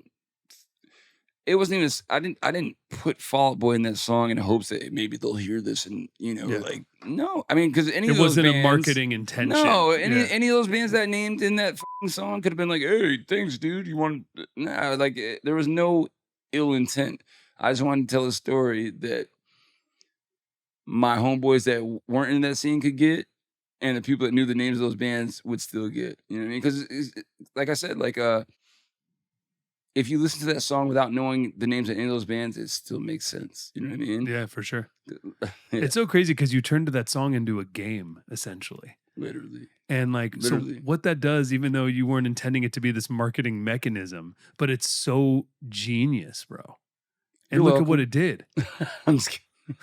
Like it gave me a career. Man. It gave me not only gave me a career, it gave me a career and a solid group of friends that will be my friends till I'm gone. You know what I mean? Like, even man, I've done. I mean, maybe half of those names I mentioned in that song, I've either toured with or made music with. You know what I mean? We did a Queen, the Queen and I remix with Keith from Every Time I Die, and Keith's still one of my favorite people in this world. You know what I mean? And it's just nutty how things come full circle without you. You know, you just put out in the ether, you put out in the universe, and sometimes it answers back. You unintentionally filled this hole that existed in this whole scene, which is so crazy because now fast forward to today. Yeah. Like emo rap and all this is huge, Wait. bro. Well, it's crazy that you say that because I remember earlier I was like, when they rap rock, that irked me. Emo rap stabs me in the like in the kidney. I'm like, ugh, you know what I mean? Because like, you know, they emo rap. So I guess in today's terms it's different, but the first time I heard that term, the first group that they I guess associated with emo rap was Atmosphere. Yeah. I'm like, I've been listening to Atmosphere my entire life. I guess Slug's a little emotional, you know, like he doesn't hide anything, which I mean, again, my whole life's been an open book. Why would I hide anything? Sure. They're gonna call me on it, you know. Sure. But would I say that Atmosphere is emo rap or Gym Class Heroes emo rap? No. I think emo is a genre that was named by people who don't make music, you know, who dissociate words and things. And for me, it's always been like, I remember listening to, I guess the first band that I ever heard that emo term slapped on, Sunny Day Real Estate for oh, sure. They're emo. Yeah. I'm like, oh, it's short for emotional. Yeah. Okay, cool, I guess. Like, but then emo became this I don't know. To me, it's an ugly word. Like I don't like it. Just because it's kind of been bastardized over the years. Like, I mean, you can say Al Green's emo. I don't think that the word emo was ever intended lyrically. It's the pouring out of like emotion when you're singing, I guess. So of like this. So this, I'm glad you said that too, because again, I always associated with emotional, you know, and being open. But now it's to a point where people like it's like all music. It's a verb now. It's like you're an emo. Yeah. Or absolutely. a noun, like you're an emo. Yeah, I'm like, what? And somebody called me an elder emo not too long ago. They're like, yo, you're an elder emo. Like, first and foremost, like, don't age me, motherfucker. Secondly, don't age it with a term that I fucking hate. Like, I'm not an elder emo. Like, I'm old and emotional, but like, don't ever call me an elder emo in your life. I will shit out of you and be like, I'm sorry, that might have been kind of emo. I was just gonna say, kind of sound emo right now, Travie. Kind of. But like, I here's the thing. My goal actually, before I put this next album out, I want to destroy that whole. I just want to destroy that. I hate that word. Yeah. I hate that word emo because it had weight. Like, you know, like, oh, they're an emo band. Oh, I might check them out because like I'm into emo bands. But then it got uglier and uglier and uglier. And again, going back to what I said, I think being called an elder emo started my hate for that word. Like, But I respect it. For the simple fact that all the elder emos that I'm still friends with, quote unquote elder emos, they've put their kids onto Gym Class Heroes, and they put their kids onto all the bands that were considered emo back in those days. And for instance, I played in Vegas the other night on Fremont, and it was crazy. I never played on Fremont before. I don't know. You've been to Fremont, right? Yeah, for sure. So that PA for those stages runs the entire strip. Wow, that's crazy. So whether you're at the show or not, you're at the show. Yeah, you know what I'm saying? I didn't Who know did that you was a play thing. Us. This is us. Oh, actually, we played with AWOL Nation. So we played. Wait, you're talking about 2 nights ago? 2 nights ago. Yeah. You played with as Travie or No, as Gym Class Heroes. Gym Class Yeah, Heroes? Gym Oh, Class no Heroes. way. And so I'll show you a picture. It was bananas. Wow. So we played at AWOL Nation played at 9. So I'm heading to sound check, and as I'm walking out the hotel, I can hear clothes off, but it's not this. I'm like, wait a minute, like that's not. And mind you, I'm like 2 blocks from where the stage is at. I'm walking, and I can hear Tyler sound like noodling on his guitar. I'm like, wait a minute. Sound check was just going through the whole Fremont strip, Street. the whole strip. I'm like, whoa. I'm like, so that's my Turn man. I it was like, off. no, but I'm like, yo, like, is that what's gonna be like when we play? He's like, yeah. This PA goes the entire. That's sick. I'm like, That's sick. So when you see like the amount of people that showed up like physically for the show, it's crazy. But then you have to think about people on each side that don't give a about Gym Class Heroes. That are just drinking they still got to deal with us. long beers. Or or the plastic guitars with the straw, you know, full of bull.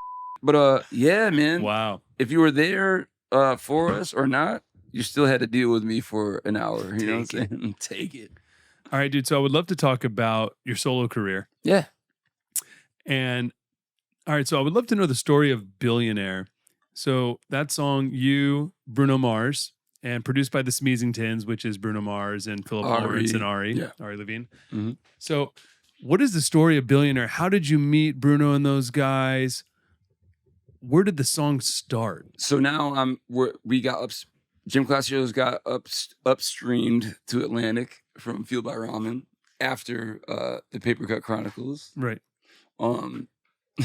So I got a new A&R at Atlantic, Aaron BAY-SCHUCK. Oh, Aaron, yeah. And Aaron was working heavy with. He discovered Bruno and no, all those guys. No. Let's rewind that. Aaron was assigned to Bruno. He was assigned. He didn't discover him. He was assigned. And I don't want to take anything from Aaron. Yeah. Because I get this all the time. Where like, oh, like where people are. Here's the thing. Let me preface it by saying this. Any song that I've done with a feature that's blown up, they can play these songs on their shows without me. Yeah. You know? And in the beginning, it was a detriment to me because when I play them, they thought that I was covering their songs. That's what happens when you do a song with Bruno Mars and Adam Levine. You know what I mean?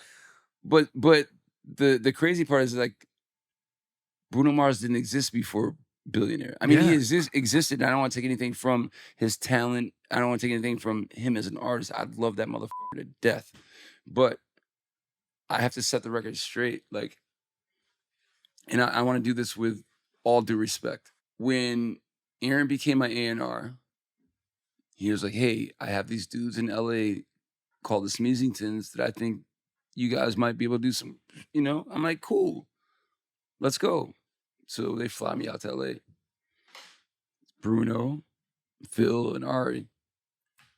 And we hit it off. So Phil and Bruno themselves, they could be a comedy troupe. Like they could literally, I don't know why they haven't done a show together. Just interaction in the studio, those motherfuckers, like, they could crush the comedy scene because they're so connected, but they're also amazing musicians. So I'm like, all right, cool, this is gonna be fun.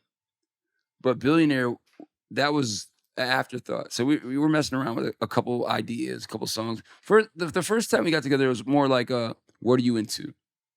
What do you like? And so every artist or song I named, Bruno would play it. Oh, this song or this band? I'm like, this motherfucker's a machine. Like, okay, cool. Yeah.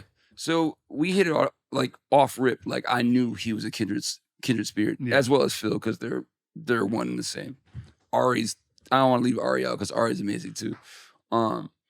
So we fooled around with a couple ideas. Billionaire came late. And I just let this cat out the bag not too long ago. So we had the I was like, yo, I need like I have to do like a vibey reggae tinged, you know what I mean? Bruno's like, say less. Comes up with the riff for Billionaire. Again, this is after we've made a few other songs. And I'm like, oh, this is dope. And the next day I come in, he has a top line. He's like, I want to be a billionaire. I'm vibing, okay. Buy all the that's catchy already. But then he goes, I want to be on the cover of Forbes magazine, standing next to Diddy and the Queen. I said, skirt! I said, standing next to who? Diddy and the Queen. I'm like, Bruno, I love you to death. But and mind you, this is before any of these whatever accusations the or whatever. Before any of this. I mean, what year? 2010, 11. Yeah, way before. Yeah. Let me just put this out. I've never been to any Diddy parties. I've never associated myself with this man in any shape, way, or form. But I knew in my head that I didn't want to go out. If this became a thing, I don't want to go out every night and say that I want to be standing next to Diddy and the Queen. I was like, let's outdo this. Like, yeah.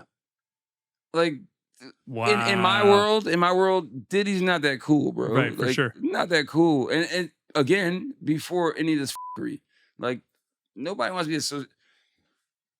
I thought in order that we won't stop.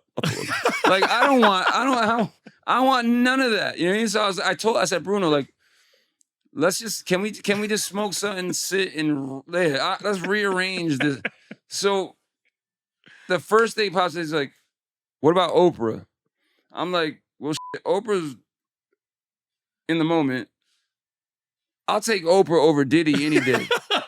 Any day. So we switch it to Oprah. Standing next to Oprah and way better than Diddy. Let's go. So we write the song, and after we finish it, like, yo, this shit is out of here. And that's where it gets crazy. So we did a song called Dr. Feel Good with and we got CeeLo on that. We did how many songs did I do with Bruno?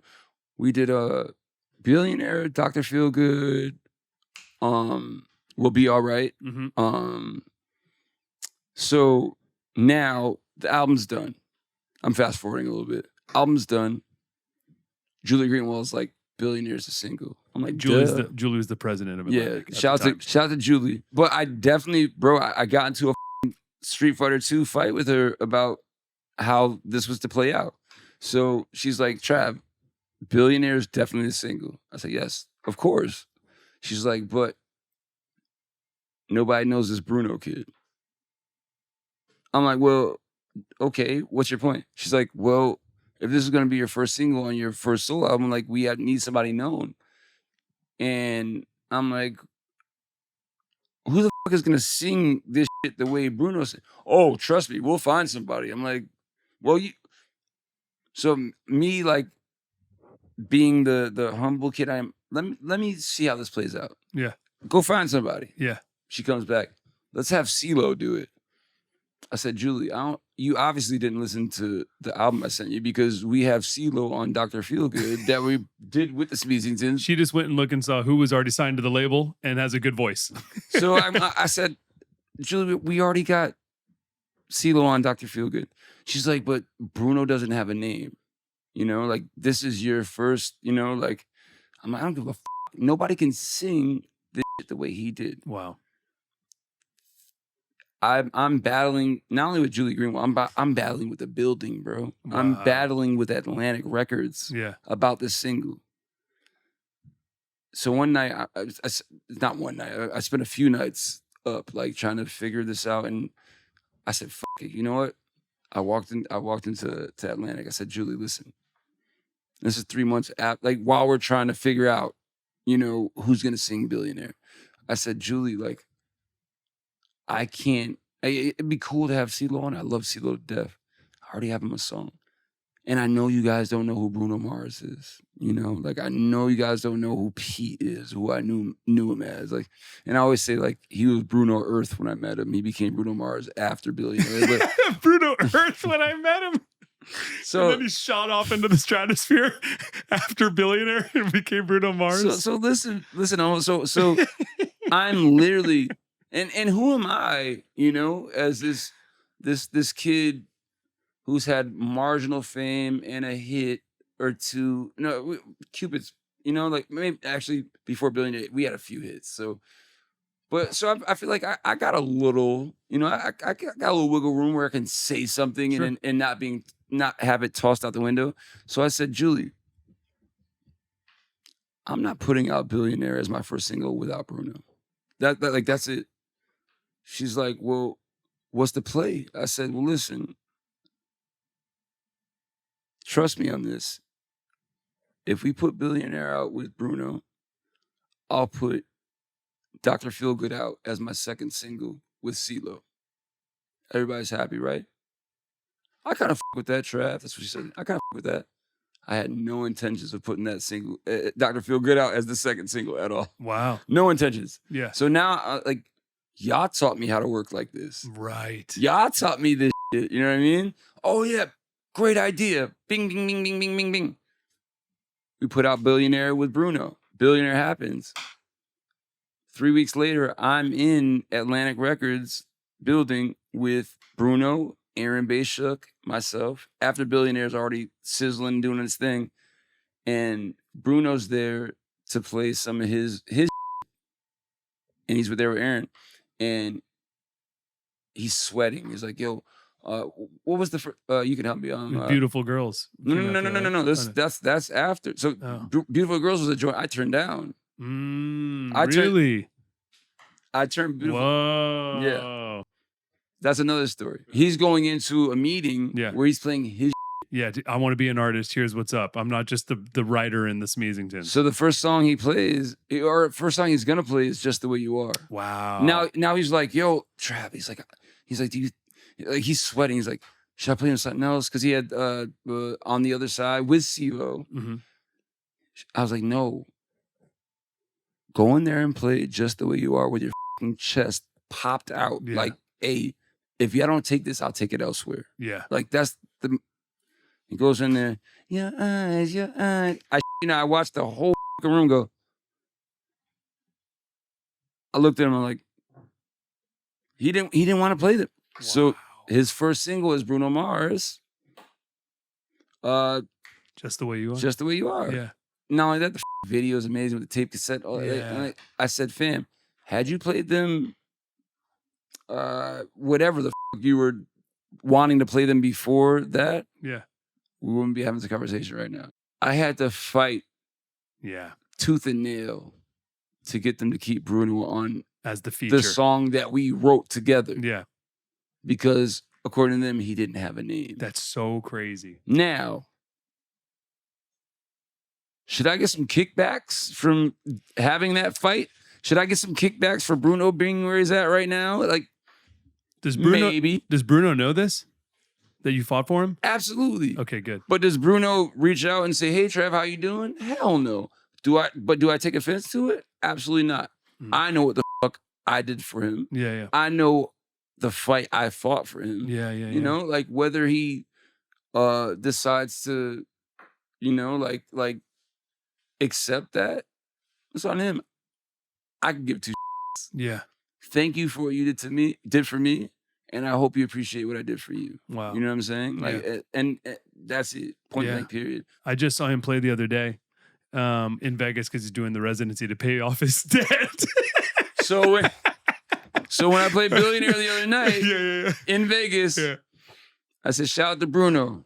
I hope he gets some debts paid off real soon. Like, because after watching that Elvis movie and seeing what the Colonel did to Elvis and how he basically made him an indentured servant because of his debts, all I thought about was Bruno. You know what I mean? Like, and I don't go on these. I don't do interviews to talk down on people or talk about their life situations, but I know how hard I fought for that motherfucker to be on that record. Yeah, you know what I mean? To the point where it's like they were ready to go for another. They were like, all right, Billionaire is cool, but like, until we find somebody that's suitable, we'll put it to the side. And I'm like, no, I fought tooth and nail for this motherfucker. And it just brings me to another point. He's not the only person I've done it for, bro. Mm-hmm. I did it for Katie. I did it for Tyga. Yeah. I did it for Bruno. I did it for, I mean, anybody who I've brought into my, like my world. Yeah. Like, and I feel like it's my civic duty to help people to help talented people I know can make a living off their talents. Yeah. Given this opportunity that I've been given, the least I can do is put in a good word. Yeah. You know? But when it comes down to like when you're in a building with a motherfucker, like it gets weird. It gets weird. But it's amazing. I got goosebumps thinking about it because like I don't want any credit, bro. I don't want any credit. But I also don't want to be looked at as the dude that was on the songs with these guys. You know what I mean? Like I don't want to be looking, oh, he was the guy that rapped. No, these were my songs. You know what I'm saying? Like these are my songs. For instance, like, let's get off Bruno for a minute. I feel like I don't want to feel like I'm punching down on him. I love him to death. Adam Levine. When we did Stereo Hearts, Maroon 5 were at an all-time low. Like at an all-time low. And Benny hits me, I'm working with Benny at the time. He's like, Benny Blanco. Yeah. He's like, yo, I got this song Stereo Hearts, blah, blah. But Adam Levine really wants it. And I'm like, and? Then don't play it for me. He's like, no. He's like, it's your shit. He's like, he plays it for me. I write the verses like in 45 minutes. And the story, like if I was just another Dusty record, like everything came together. So Benny's like, yo, yeah, this is it. This is it. But what if we got Adam on the hook? I'm like, cool. And so we got Adam on the hook for Stereo Hearts. But Benny, he's just like me. Empathy on fucking steroids, you know what I mean? Yeah. Doesn't want to, I don't want to say we're people pleasers, but he doesn't want to hurt anybody's feelings or, you know what I mean? He wants to keep his relationship. So as much as Adam wanted Stereo Hearts for Maroon 5, I crushed it. So you can't have that. Yeah. That same night, he did Moves Like Jagger to like kind of appease Adam. All right, listen, I want you to hook on Stereo Hearts, but here's this other song, Moves Like Jagger, that so you that's can have this song. Yeah. You can have this song. And look at that. So like, wow. So Stereo Hearts, then like Moves Like, it's like maybe Moves Like Jagger came out first, but it was definitely written after. Wow. But like that's bing bing, bro. Like, and now Maroon 5's back in the stratosphere. Yeah. Again, you know what I'm saying? And like, I don't want Super Bowl halftime show. I don't want to toot my own whistle, but like, I had to fight for those things to happen, you know? And I say that to say this, like, Bruno can every night at his residency, he's playing Billionaire, minus my verses, which is cool. I don't care. He's doing piano vocal, just the chorus. Yeah. Every night Maroon 5 plays, they play Stereo Hearts without my vocals. Once I saw it one time, and it didn't work out too well. Adam would bring fans on. No, he would bring fans on stage to rap my verses. Oof. Yeah, that's when I reached out to Atlanta, like, hey, this has to stop. This has to stop. This has to fucking stop. Like, for real, it has to stop tonight, or I will show up the next Maroon 5. I'll show up the next show and bum rush the stage and make a scene. It stopped. It stopped. Why do you have to hit up Atlantic for that? You can't hit up Adam? Are you guys not homies? That's the thing about this thing, this machine we talk about, right? Yeah. As much as it hurts my heart to say this, man, Elma, and this is, as much as it hurts my heart to say this, once people get what they need from you, and they see no, I guess, how can I say this without sounding like it? value or benefit. Well, no, I just don't want to come across like a disgruntled musician. But once people get what they need from you, 'cause I mean, it's out. Like they don't need me to play these songs.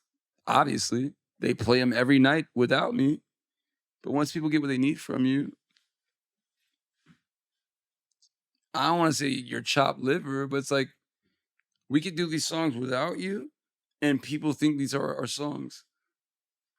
No harm, no foul on their end. But when I go to play my song, they're like, "Oh, he's covering Maroon 5, or he's covering." No, motherfucker, these songs would not exist. Those songs are all you featuring them. That part, and Yeah. they would not exist had I not put up the fight that I had to. Yeah. You know, like Yeah. so that's the only part that kind of, like makes me not want to reach out to either of them. Yeah. It's Yeah. like y'all should be reaching out to me every other week or so just Absolutely. just to make sure I'm good, because you know what I mean. Like Yeah. not that I'm owed that, but it's like Just out of respect and out Out of of like just being a respect. human, being a homie. Yeah, yeah. but at the end of the day, I'm at such a I'm at a point in my life. I just turned 44. I never held a grudge in my life, never will. But you also got, I was in my early 30s when these songs came out, late 20s, early 30s when these songs came out. So it hurt back then. Now it's like everybody's living, everybody's eating. But the least you could do is let motherfuckers know where these songs came from. Yeah. For me, Yeah. So like, I'll never forget this shit. Oh God, it gives me the fucking, it's so cringy. It was probably, I think I was doing the radio show, like the 10 artists on a bill. What year, Jingle Balls and all. Yeah. I was doing, I mean, I did those. I've done those a million times. You do two, 3 songs, get the fuck out of there. Cool. Stage spins, you're out. Yeah. I get off stage and this is a radio, like a radio rep. He's like, "Yo, you killed that Maroon 5 song." I said, "What?" I said, "Run that back to me." I did what? Yo, the way you did Stereo Hearts, bro. And I literally laughed in his face and walked away. But that stayed in my head forever. And I'm like, man, like, he can't be the only person that's thinking like that, But it's not in my character to try to fucking do a crusade around the world and say, "Hey, no, I wrote this. This is my song." That. Let them, like the people that know. Yeah. And the people that don't get it, them, like enjoy the song. Sure. But you like still benefit from it. Yeah. At the end of the day, but it's like, yeah. Also, let me just tell you, a ton of people know that it's your song also. And that's the saving grace. Yeah. That's saving grace. But like, like when you go online and there's a hashtag Stereo Hearts and you click on it and it's not, you're nowhere in sight. Yeah. It's a little weird. It's just a bunch of shirtless Adam Levine that's just like, you know what I'm saying? Yeah. Now if there's up and coming bands covering, that's cool. Yeah. Do it, please. But when it's the motherfuckers that are featured, like pushing it out there as if it's theirs, yeah, that's when I get a little, like, for sure. Yeah, it is what it is, though. Question to go back. You said Aaron BAY-SCHUCK was assigned Bruno Mars. Mhm. Let's go back to Bruno real quick. Mhm. Who discovered Bruno on Atlantic? Or who brought him in? Do you know? I think, honestly, I couldn't tell you that. I think the SMEEZINGTONS, I think they may have been signed as a production. Mm-hmm. Maybe not signed, but I know They're for a working fact bunch, they were sending a lot of Atlantic artists out to work with the SMEEZINGTONS. Yeah. I mean, you think about it, nothing on you, B.O.B., then you with CeeLo. Yep. So I mean, they were cranking out, For sure. bro, and that's just like a couple of them. Like there's some that have gone unspoken, that didn't hit the way they wanted to. But Philip, Ari, and Bruno were crushing. Yeah, crushing every single thing they've ever done. Literally. Everything they literally. And Yeah. the thing is, like, when you have a trifecta like that, I mean, Ari's your engineer, / like audiophile. Sound, yeah. Philip, Broadway. You know what I mean? You know, Philip did the sound for Sebastian for Little No Mermaid. way. What? Audio. That's I mean, for the Broadway. That's Yeah. Philip Lawrence's voice. He plays Sebastian. He plays Sebastian? So he's got the Broadway, but Yeah. he could sing his ass off. I think Yeah. he's got perfect pitch. Yeah. And then you got Bruno, who's Yeah. a fucking phenom. He's like an anomaly. Yeah. You put all those three together,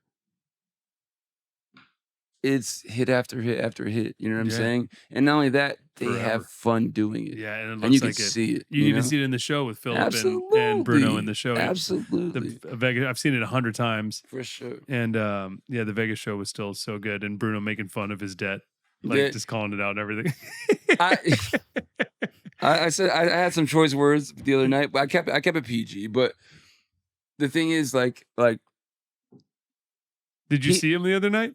I did, Oh. but which is that's another. It's like, why weren't you there, bro? Yeah, You're stuck here. yeah. I need 3 minutes of your time, fam. You're stuck here. But again, the crazy is you have to, and we're gonna get off this Bruno quick. Yeah. Think about his humble beginnings. What did Bruno? How did he start? You remember? Do you know this? He was a cover band guy. No. right? Before that, when he was a kid.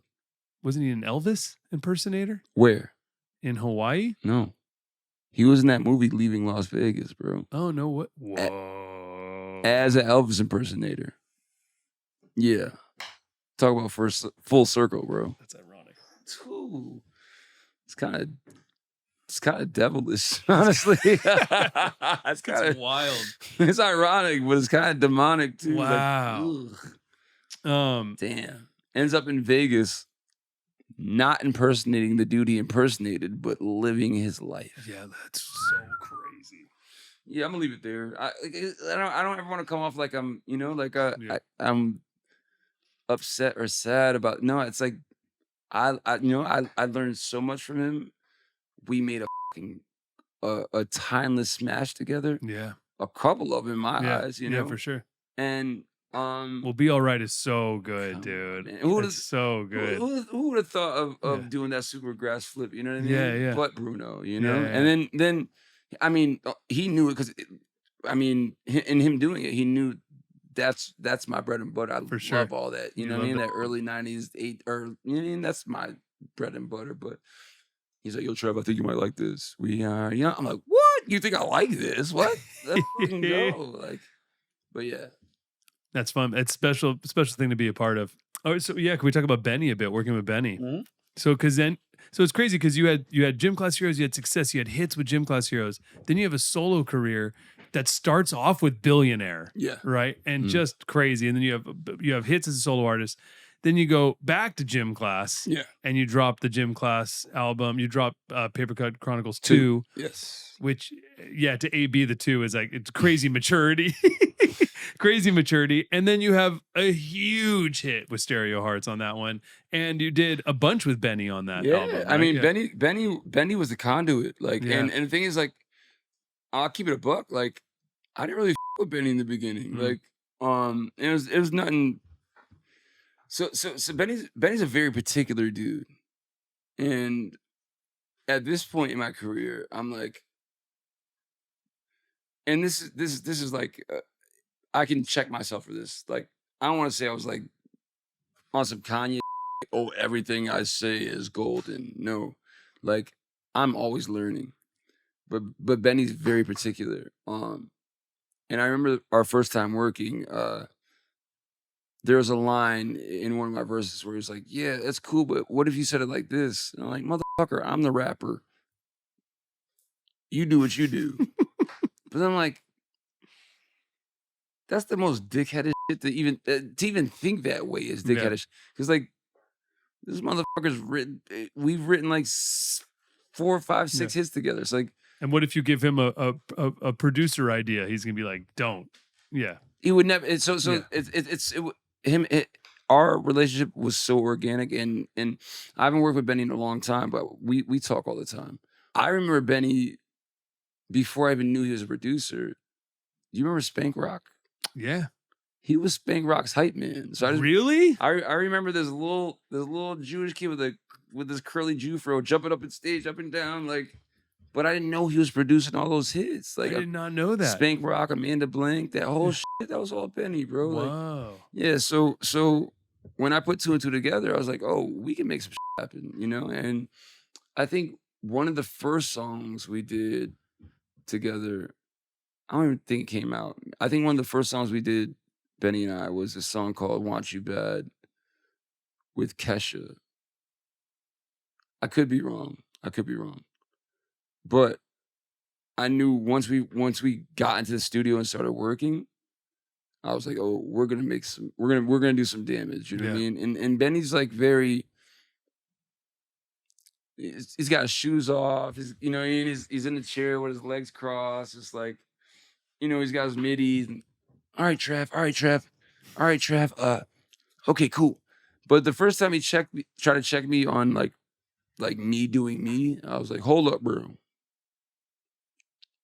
I do this, you do you again. And I'm like, that type of thinking will get you nowhere. Yeah. Because there's things that they can do that you'll have, you know what I mean? Like, yeah. And even if it is like like in a Trav, can you just put a little more inflection on when you say this? And the first time he did it, I was salty. The second time, he was nicer. I don't want to say he was nicer, but he was like more understanding of where I was coming from. And then I watched the Defiant ones when it came out. Yeah, incredible. And when Eminem was talking about how Dre and Jimmy were both trying, hey, that's cool how you said that, but can you say it like this? And like they're called producers for a reason, not just because they make songs, beats, or beats. Like it's like no, they produce these things, and like their ears. And if you don't trust Jimmy or Dre's ears, motherfucker, stop doing this. Yeah. Please. Please. You know what I mean? Stop doing it. So after I saw that, I was humbled. You know what I mean? So whenever I'm in a session and somebody says, hey, try this, what's it's not gonna kill me to try something. The least they get, hey, I don't like this. All right, cool. Or like, damn, thank you. That was the best idea ever. You know, it's like, at least try. You know what I mean? Like you gotta when you're in a situation where it's a collaborative effort, you have to trust each other. You know what I'm saying? Unfortunately, when I first started doing the collaborative things, it was after Papercut Chronicles, That's Cruel School. It was our first time working with producers, Sam Hollander, Dave Katz, and there were times where I was just like, I'll tell Matt, like, I'm over this shit. Like, I'm not gonna sit in New York City where I'm already uncomfortable. You know what I mean? I'm an upstate transplant. It's too much going on. But then I'm gonna have these fucking older dudes. These dudes got 30 years plus on me, trying to tell me how the fuck I should do what I'm doing. For sure. Then I humbled myself. Like, they're where they're at for a reason. Yeah. Let me shut the fuck up. Yeah. And be a student. And that's what I've been doing since then. You know what I mean? Man. That's what I've been doing since Smart, then. because you can learn something from them. They could unlock something in you that you didn't even know you had, and now you have that tool, that gift. And that's all that happened. And that's all that's ever happened since I said, hey, Trav, chill the fuck out, bro. Like, they got years on you. Yeah. Years equal experience, you know what I'm saying? And man, yeah. So if there's any advice I could give to artists who are feeling or who are working with producers who feel like I was feeling back then, shut the fuck up and listen. You know what I mean? And you don't have to agree. You don't have to necessarily agree. Just shut the fuck up and listen. You know what I'm saying? Like, and then have a conversation afterwards. But try it. Yeah. Try it. You know what I'm saying? Like, and I'm sure there's things that I've shown them and taught them that they've used, since the last time we worked together that have helped them. Absolutely. So that's a proper collaboration. Give and go. Give and go. Or give and take, sorry. It's a give and take situation. Another one of the modern day greats that you've worked with is Ryan Tedder. Oh my God. Do you know about that story?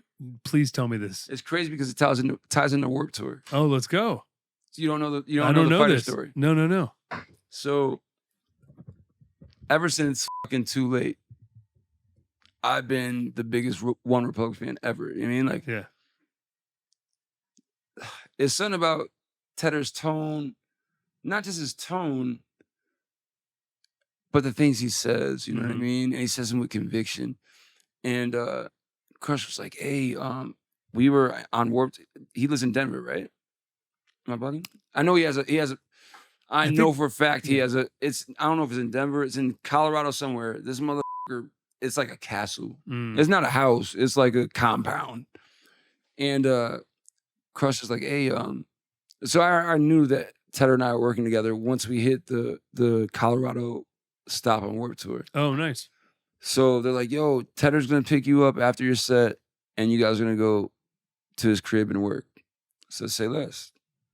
Finished my set, ran back to the bus, smoked a blunt, and I get a text. Hey, Tedder's here, waiting for you. Get off the bus, backpack, picks me up in the Land Rover or some shit. We drive, and we're just like we're playing each other music. You know, that's kind of been my whenever I work with anybody collaboratively, I show up early just to show them what I've been listening to lately and hear what they're listening to, you know, and somehow we find a medium and it works. So Tedder picks me up from Warped Tour. I'll never forget this shit. He picks me up from Warped Tour. We get to his house. I'm like, what the fuck is this? So we go in the house. And he's like, do we take an elevator down? And then we're walking through a tunnel to his studio. Whoa. And I'm like, I get in the studio, and he looks me down my face. He's like, yo, Trav, what do you want to say? I'm like, what do you mean? He's like, you know, you're not leaving here until we do a song. I said, well, that's the point. That's why I'm here, motherfucker. So I'm like, bet. He's like, if you could sum up what you want to say in a song, what would that look and sound like? And I'm sitting here like, what the fuck kind of question is that? You know, like, but then it starts making more sense. I'm like, out of nowhere, and it makes so much sense now in retrospect, now that I'm thinking about it. Because being placed in that situation, like, hey, being with Ryan Tedder, you know what I mean? Like, hey, what do you want to say on this song that you and I are going to do together, which we know is going to be a smash? And the first thing that came in my head was like, my dad used to always tell me, like, whether if I was going to do a show or if I was whatever I was doing, it's like, give him hell. Give him hell. And I just look at Ryan Tedder, I'm like, give him hell. My dad used to always say, whatever I do, just give him hell. Give him hell.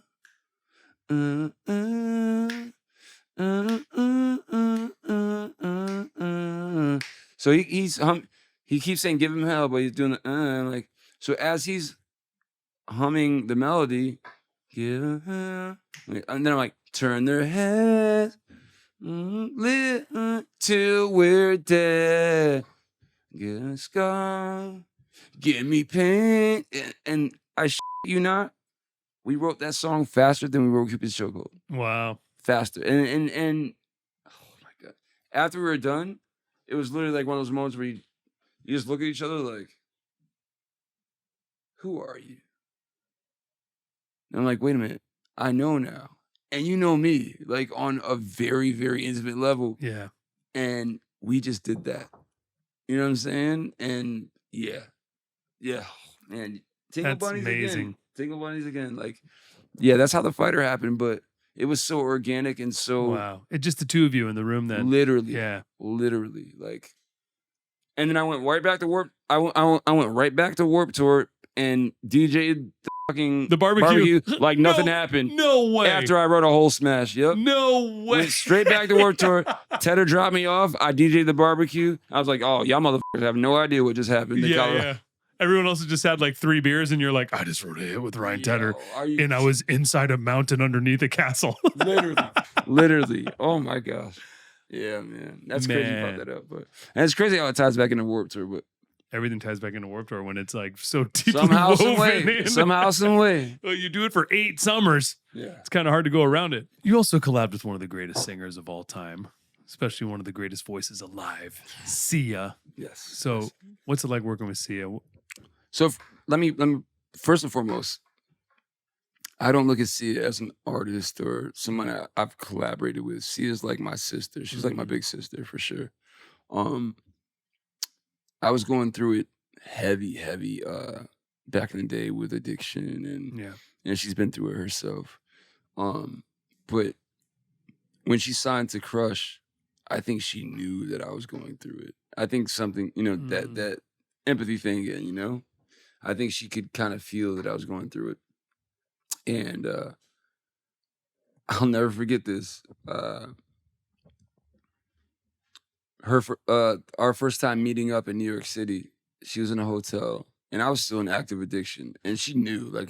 I knew she was in recovery, so I didn't want to like bring her down, So I was trying my best to I kept my eyes wide open, even though I want to be nodding. I'm like, Wow. I don't want her to know that I'm, I mean? I don't want to fuck up her route, Yeah. So I tried my damnedest, and she looked at me and she said, Trav, I've been where you're at right now. And I started crying. She's like, I've been where you're at right now. She's like, you don't have to put on for me. I'm here for you. And that was the first time in my active addiction where I had somebody compassionate. Wow. It was either you're a piece of shit or get your life together. Yeah. Never hey. And she said this to me. She said, oh, I'm going to cry. I'm sorry. Okay. She said to me, you're sick, not bad. Which eventually became, she sent me, the last time I went to rehab when I got clean, she sent me a few songs that she'd been working on. And in one of the songs, she says, you're sick, not bad. And so that night, our first time in New York hanging out together, bro, I'm such a pussy. The word period makes me, she was in pain, and she's like, would you mind going to Dwayne Reed and get me some tampons? And I know she won't hate me for this because it's real life. I've never bought maxi pads, tampons for females that I've been involved with. This is just my homegirl. I said, what colors you want? I don't know. I know they come in small, large. I'm like, what do you need? She's like, just get me some. Yeah. So I walk to Dwayne Reed and I see a rainbow pack. I'm like, shit, she's got one of these. So I buy her. So Sia was the first female I ever bought tampons for.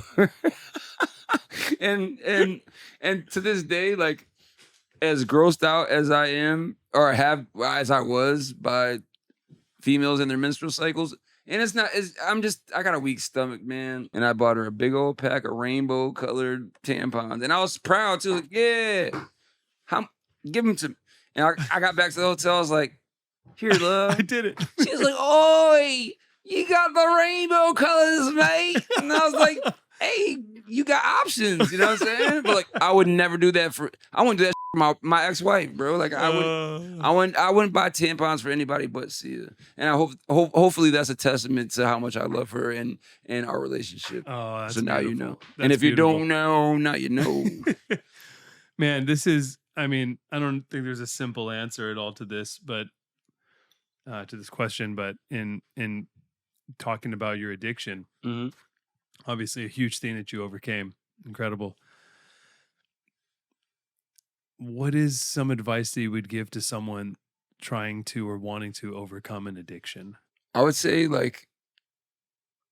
there's no one on this planet that knows you better than you. You know what I mean? But listen to yourself. You know what I'm saying? When I was in the dark. I mean, I'm gonna keep it a book. I was doing things that I was doing things that if people told me they were doing, I would be like, you can't be my friend no more. You know what I'm saying? Type like, I mean, for instance, there was a time we had a show in Detroit, and I don't want to get to my drug of choice because I don't want to glorify anything, but I ran out, so I was going through it, and I'm in the fucking armpit of Detroit, Michigan, the armpit, and I'm also at the top of my fucking game. I'm at the peak of my career, but I'm in the armpit of Detroit, trying to find my fucking DOC. You know what I'm saying? I could have got killed. Not only killed, that I could have got fucking filleted. You know what I'm saying? Like, thankfully, the people I was dealing with knew who I was, and they took care of me. They made sure nothing happened to me. But there's a flip side to that. You know what I mean? Like, I could have got extorted, well, beyond murdered. I could have got extorted first. You know what I'm saying? Like, then murdered. For what? Yeah, you know? And after that whole situation, after the show, I sat in the green room, like, and I had a conversation with myself. I had a conversation with myself, like, was that worth it? Like, no, it wasn't. Not only was it not worth it, like, it's not about me. I have a whole band that depends on me. Yeah. You know, and they have kids. You know what I'm saying? Like, we started this together. Why? Like, who am I to put their, you know, their lives and or their families in jeopardy because I have, you know, this fucking monkey on my back I can't get rid of. But what really, really, really, really did it for me, was when we went to Thailand for the first time. We went to, I think, Bangkok. What else is out there? Singapore. No, it was Singapore. Our first time going to Singapore. Mind you, I'm in the bowels of my addiction, right? So I'm traveling with narcotics wherever I go because I can't function without them. I mean, it got to a point where it's like it wasn't fun anymore. Like, it wasn't fun. I needed them to be how I'm with you right here, right now. You know, like, just to be upright and functioning. It wasn't fun. It wasn't glory. You know, there was no story. Hey, bro, I was so messed up and whatever. No, it was just like maintaining. But I'll never forget. We land in Singapore, the airport in Singapore. This huge fucking 15 by 12 sign that says, if you are caught with narcotic drugs, we're going to kill you, basically. Like, if you are caught with any, whatever, what do they call them? Not stage one, you know what I'm talking about? Oh, like the level, the drug the level. levels. Yeah. Type 1 or level or whatever. Yeah. Basically, they're saying, like, but here's the thing, like, in Singapore, weed is... Yes. Everything is... Anything above Tylenol, you're about to get killed for it. Yeah. So,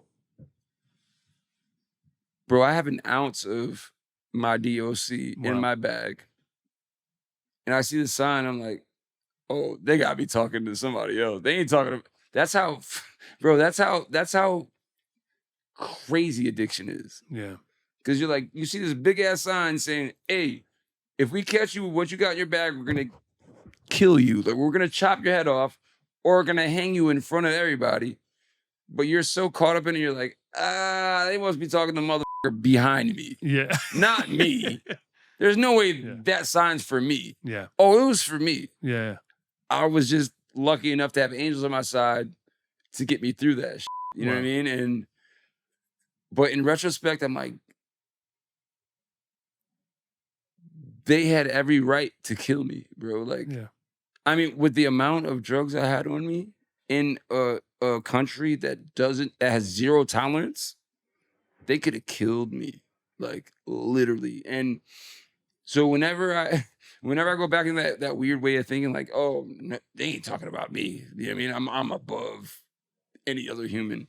I think about that fucking sign, bro. Wow. I think about that sign. And I'm grateful I got through that. I got through that without being killed. But I say that to say this because there's a lot of people who are in that space I was in back then who think they're invincible and think those signs they're not for them. Oh, they're for you. Yeah. They are for you. And I don't know if you've been paying attention. There's been a couple instances in Bangkok, in Singapore, the past few months where people thought those signs weren't for them. They f***ed around and found out, and now they're in they have and this is low key. This is why I love countries like that, because it shows you like you don't need this shit in your life. Yeah, you can live an upright and pious life without this shit. Yeah, but if we gotta kill you to show you that you don't need this shit, we will do it. Yep. So now, I a couple weeks ago I saw maybe it was he may have been an athlete or something, but he was out there in Indonesia and maybe in Bali or something. But they take you. If you get caught with this, they take you. They put a bag over your head, so they have all the press there, a press conference kind of basically.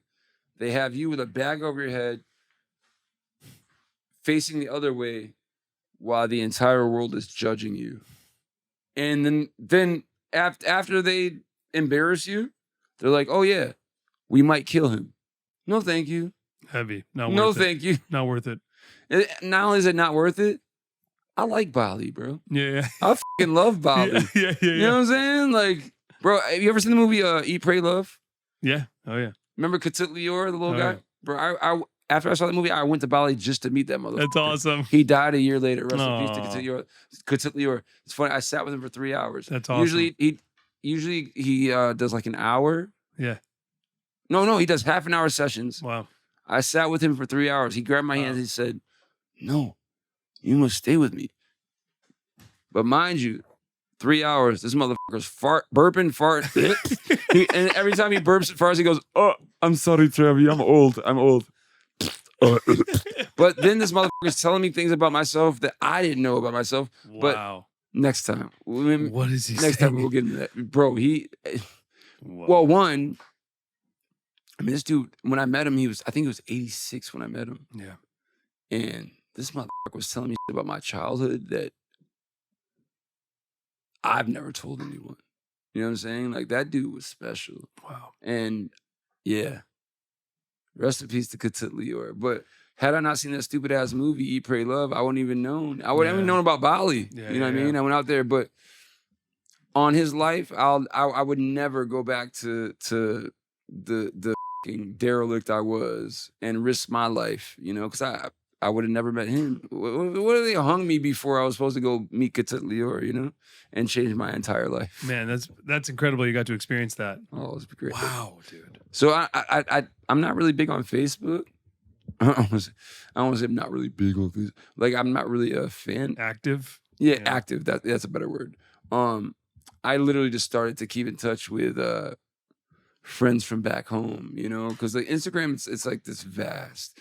Facebook is more dialed in, like if you follow your people on Facebook, it's people that you know, you know what I mean? Yeah. Like, so I have a little Facebook, but I said, like, so my Facebook profile picture is me and Katit Lior. It's him holding my hands. This little Balinesian dude, my big ass, like. That's so cool. Oh man.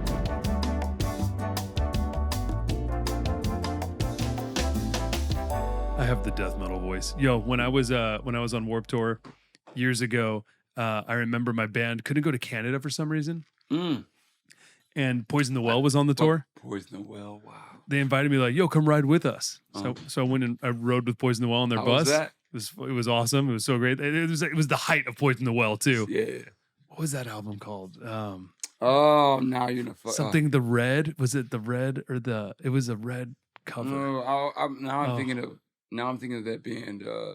There's a band called The Red, right? No, the Bled. Are you thinking of the Bled? I love The Bled. The So Bled. so Darren, the bass player. Yeah. I still talk to him every day. But James, bro, we toured with the Blood, bro. Like That they were amazing. You remember amazing. the HELLFEST DVD? Oh yeah, for Syracuse? sure, dude. I was in that crowd. No way. When James climbed that thing, he was hanging upside down like this. You could see my big ass head. Bro. Wow. That's how much of a fan I am, bro. Like, yeah.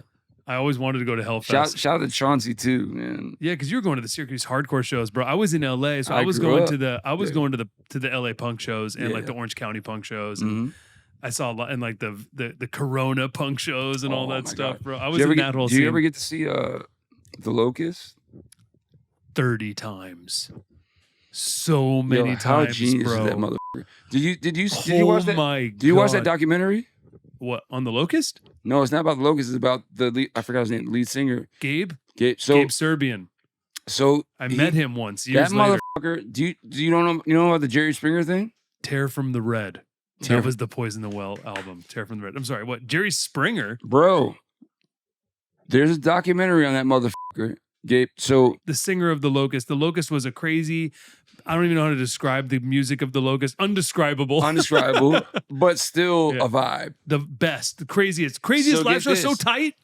So before, so I mean, here's the thing. You know, they have the scene kid look. You know, like the shotgun blast haircut. You know, the fried bangs to the side. All that. You mean under their outfits? Yeah, well, you know, he had like fucking 6 bands. Like, I remember one other one. Bro, I'm gonna send you a link to this documentary. So it basically shows how genius the motherfucker was. So he had the Locust, he had a couple other bands that were still big that I had no idea had anything to do with. But this motherfucker, this is how genius he was. So this was like early 2000s. You know, when guys in those bands were all black, black hair, fucking bangs to the side. But he called Jerry Springer, was like, yo, I'm in a punk rock band, and I'm with this girl that I want to marry, but I've been seeing a couple other girls. Made the shit up. So this is the first time, I think, on daytime television, they saw anybody that looked like Warped Tour kids. And this is like early 2000s, maybe late 90s. So, he comes with his studded belt to the side, tight black jeans, shirt, bangs. And then he has these 2 fine-ass scene girls that were his homegirls. Yeah. So they created this whole narrative, like, I'm in a relationship with her, but like, I'm in love with her. They fight, all this shit, but it was all made up, and it was all to promote his fucking band. That's so smart. I'll send you a link to that. Please, dude. I loved the Locust. I would go see them play because it was like it's like all the choking, all the like. The drummer would play, and then he would stop, and he would like lift up his mask and he would throw up. But the suits and everything. Oh yeah. Wow. So I did get to see a lot of the Locust. Yeah, Oh I saw them a lot. There was an incredible scene out here for sure. So I loved all that. Locust, Dillinger Escape Plan. Dillinger Escape Plan, bro, was I learned like calculating infinity and all those albums note for note on drums, bro. I could play all that Chris Penny shit note for note back then. I was such a nerd. So gym class Matt, who I started gym class with, I told you he was jazz trained. So, he was into Buddy Rich and, all these classic fucking Sugarfoot. Amazing drummers, yeah. I mean, but then he'd be like, hey, Trev, I just found this band called The Locust, or Dillinger, and like... The craziest drums. I'm like, what the fuck? Then I'm like, listening to the drums, I'm like, oh, that's why, that makes sense, you know what I mean? Like, yeah, dude. I used to love memorizing those patterns, bro. Oh, my God. I had a band... that I did after Never Heard of It. I started this band called the Devil's Orchestra. That was my like technical metal progressive thing. It was instrumental. I feel like all musicians, when they come to understand the not schematics, but like the mathematics of music, and like, all right, this is cool, but how can I make it cooler? Yeah.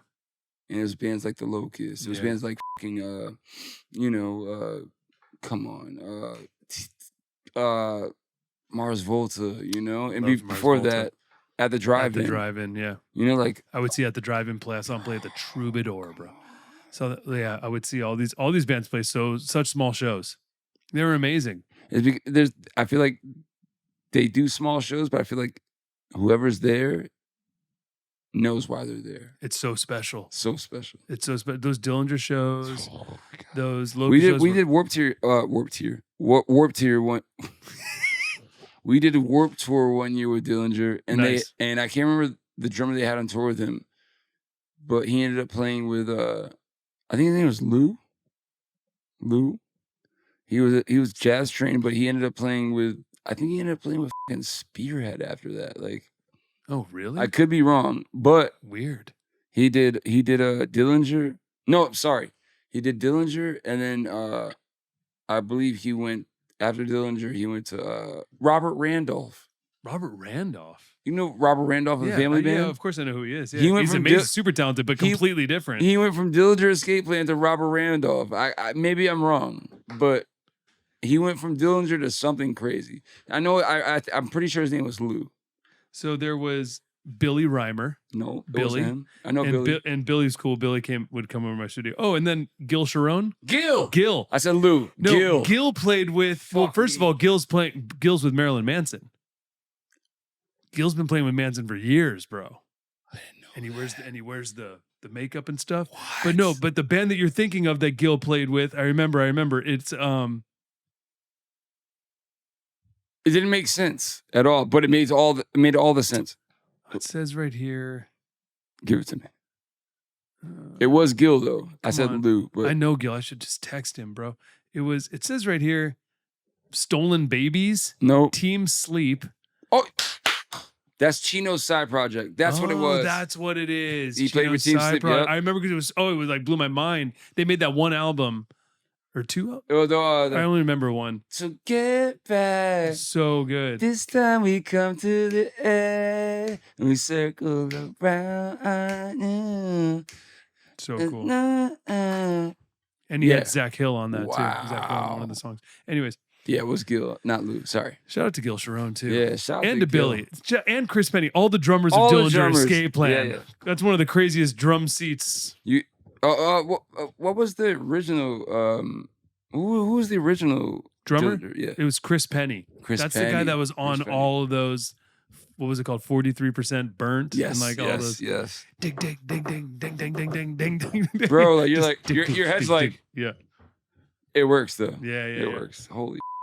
Wow. It's so amazing. All right, dude. So yeah, we could talk for hours. We already have been talking for hours. We could talk to you for another 50 hours. We'll do another one. I told you, right? I was like, usually when I do do the podcast, it's like, it could be a cool hour, but like if we lock in, it might be a day. You know what I'm saying? Like, for the sake of, I haven't eaten yet, and it's 5 p.m. I'm starving. I know. I'm starving. It's all There's good. a few things I really want to get into, but for the sake of time, the Breitling on your wrist. Let's talk about the Breitling real quick.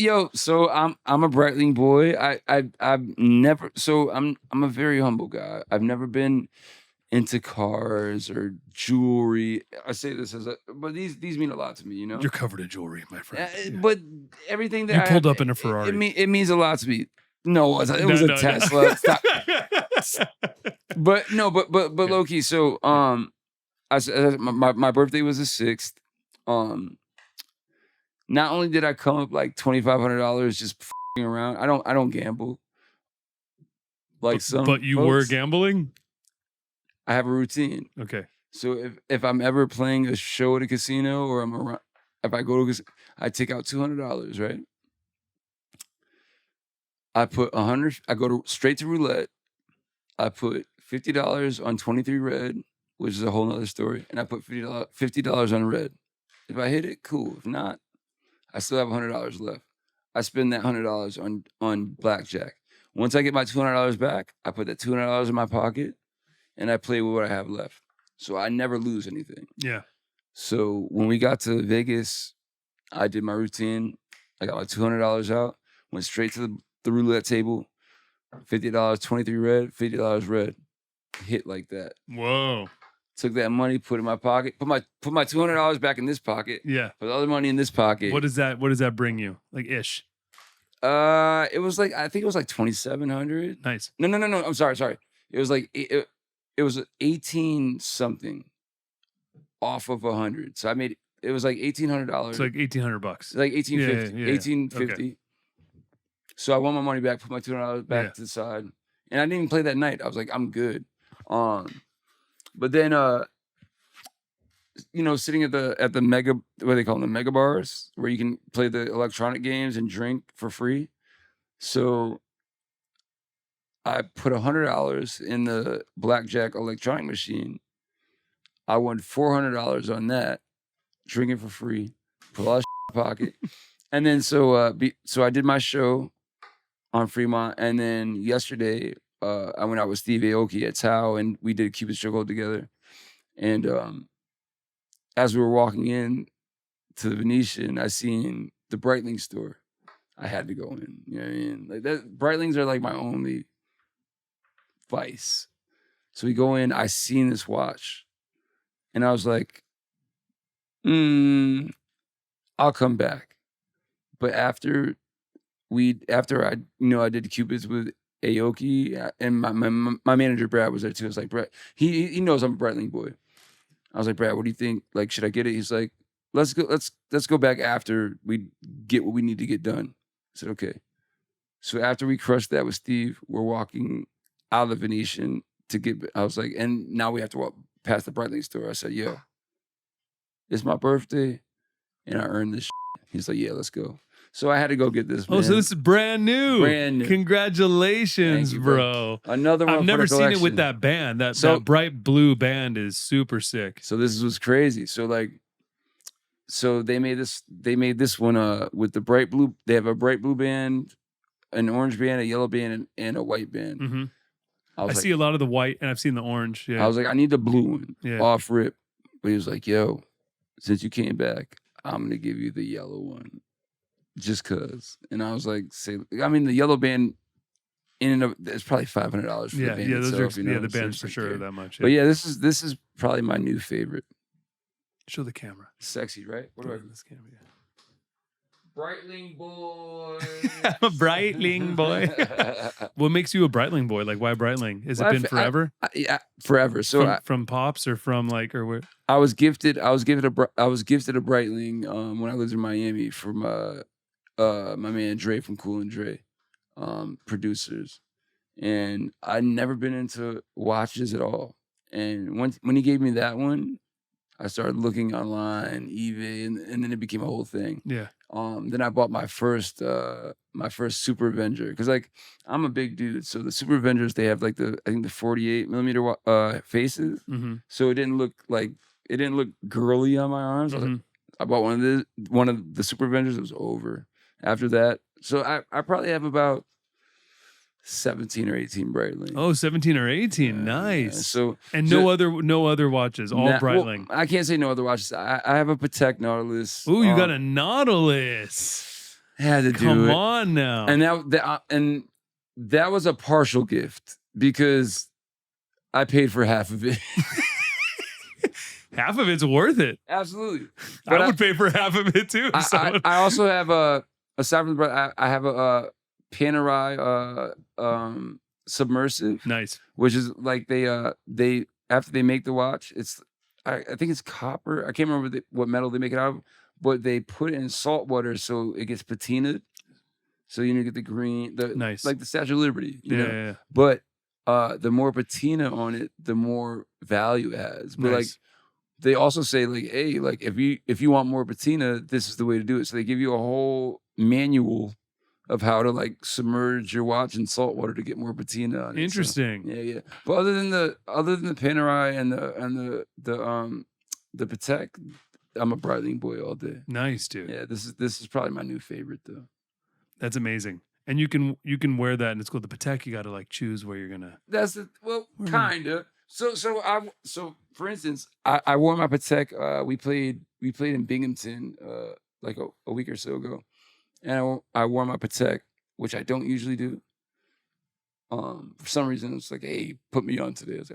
I put the Nautilus on, and then maybe 4 songs into the set, it unclasped. So no. So it was like hanging. Ooh. So I had to hold my hand like this so it wouldn't fall off my hand.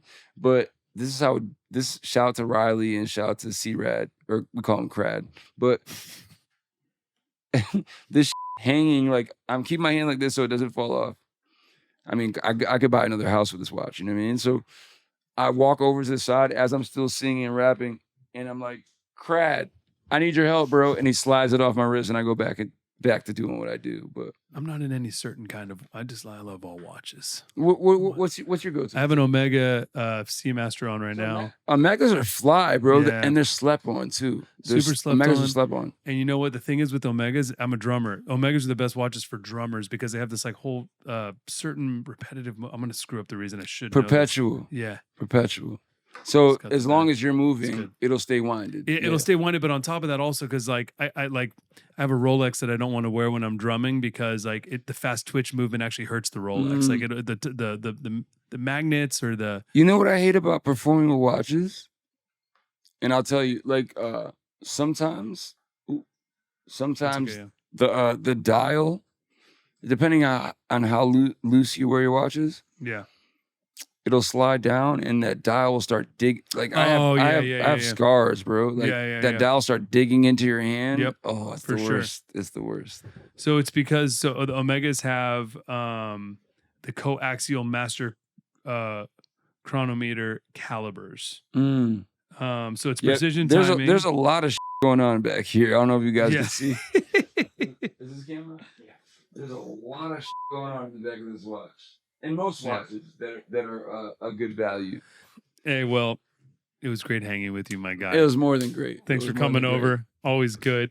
You know, Gym Class Heroes are back. Let's get it. There's gonna be new music. They're already playing show. Let's go. Make a ton of noise. Travie McCoy, my boy. Travie McCoy is a Breitling boy. Breitling boy. Gym Class Heroes is back in session. Sign up. Intramurals.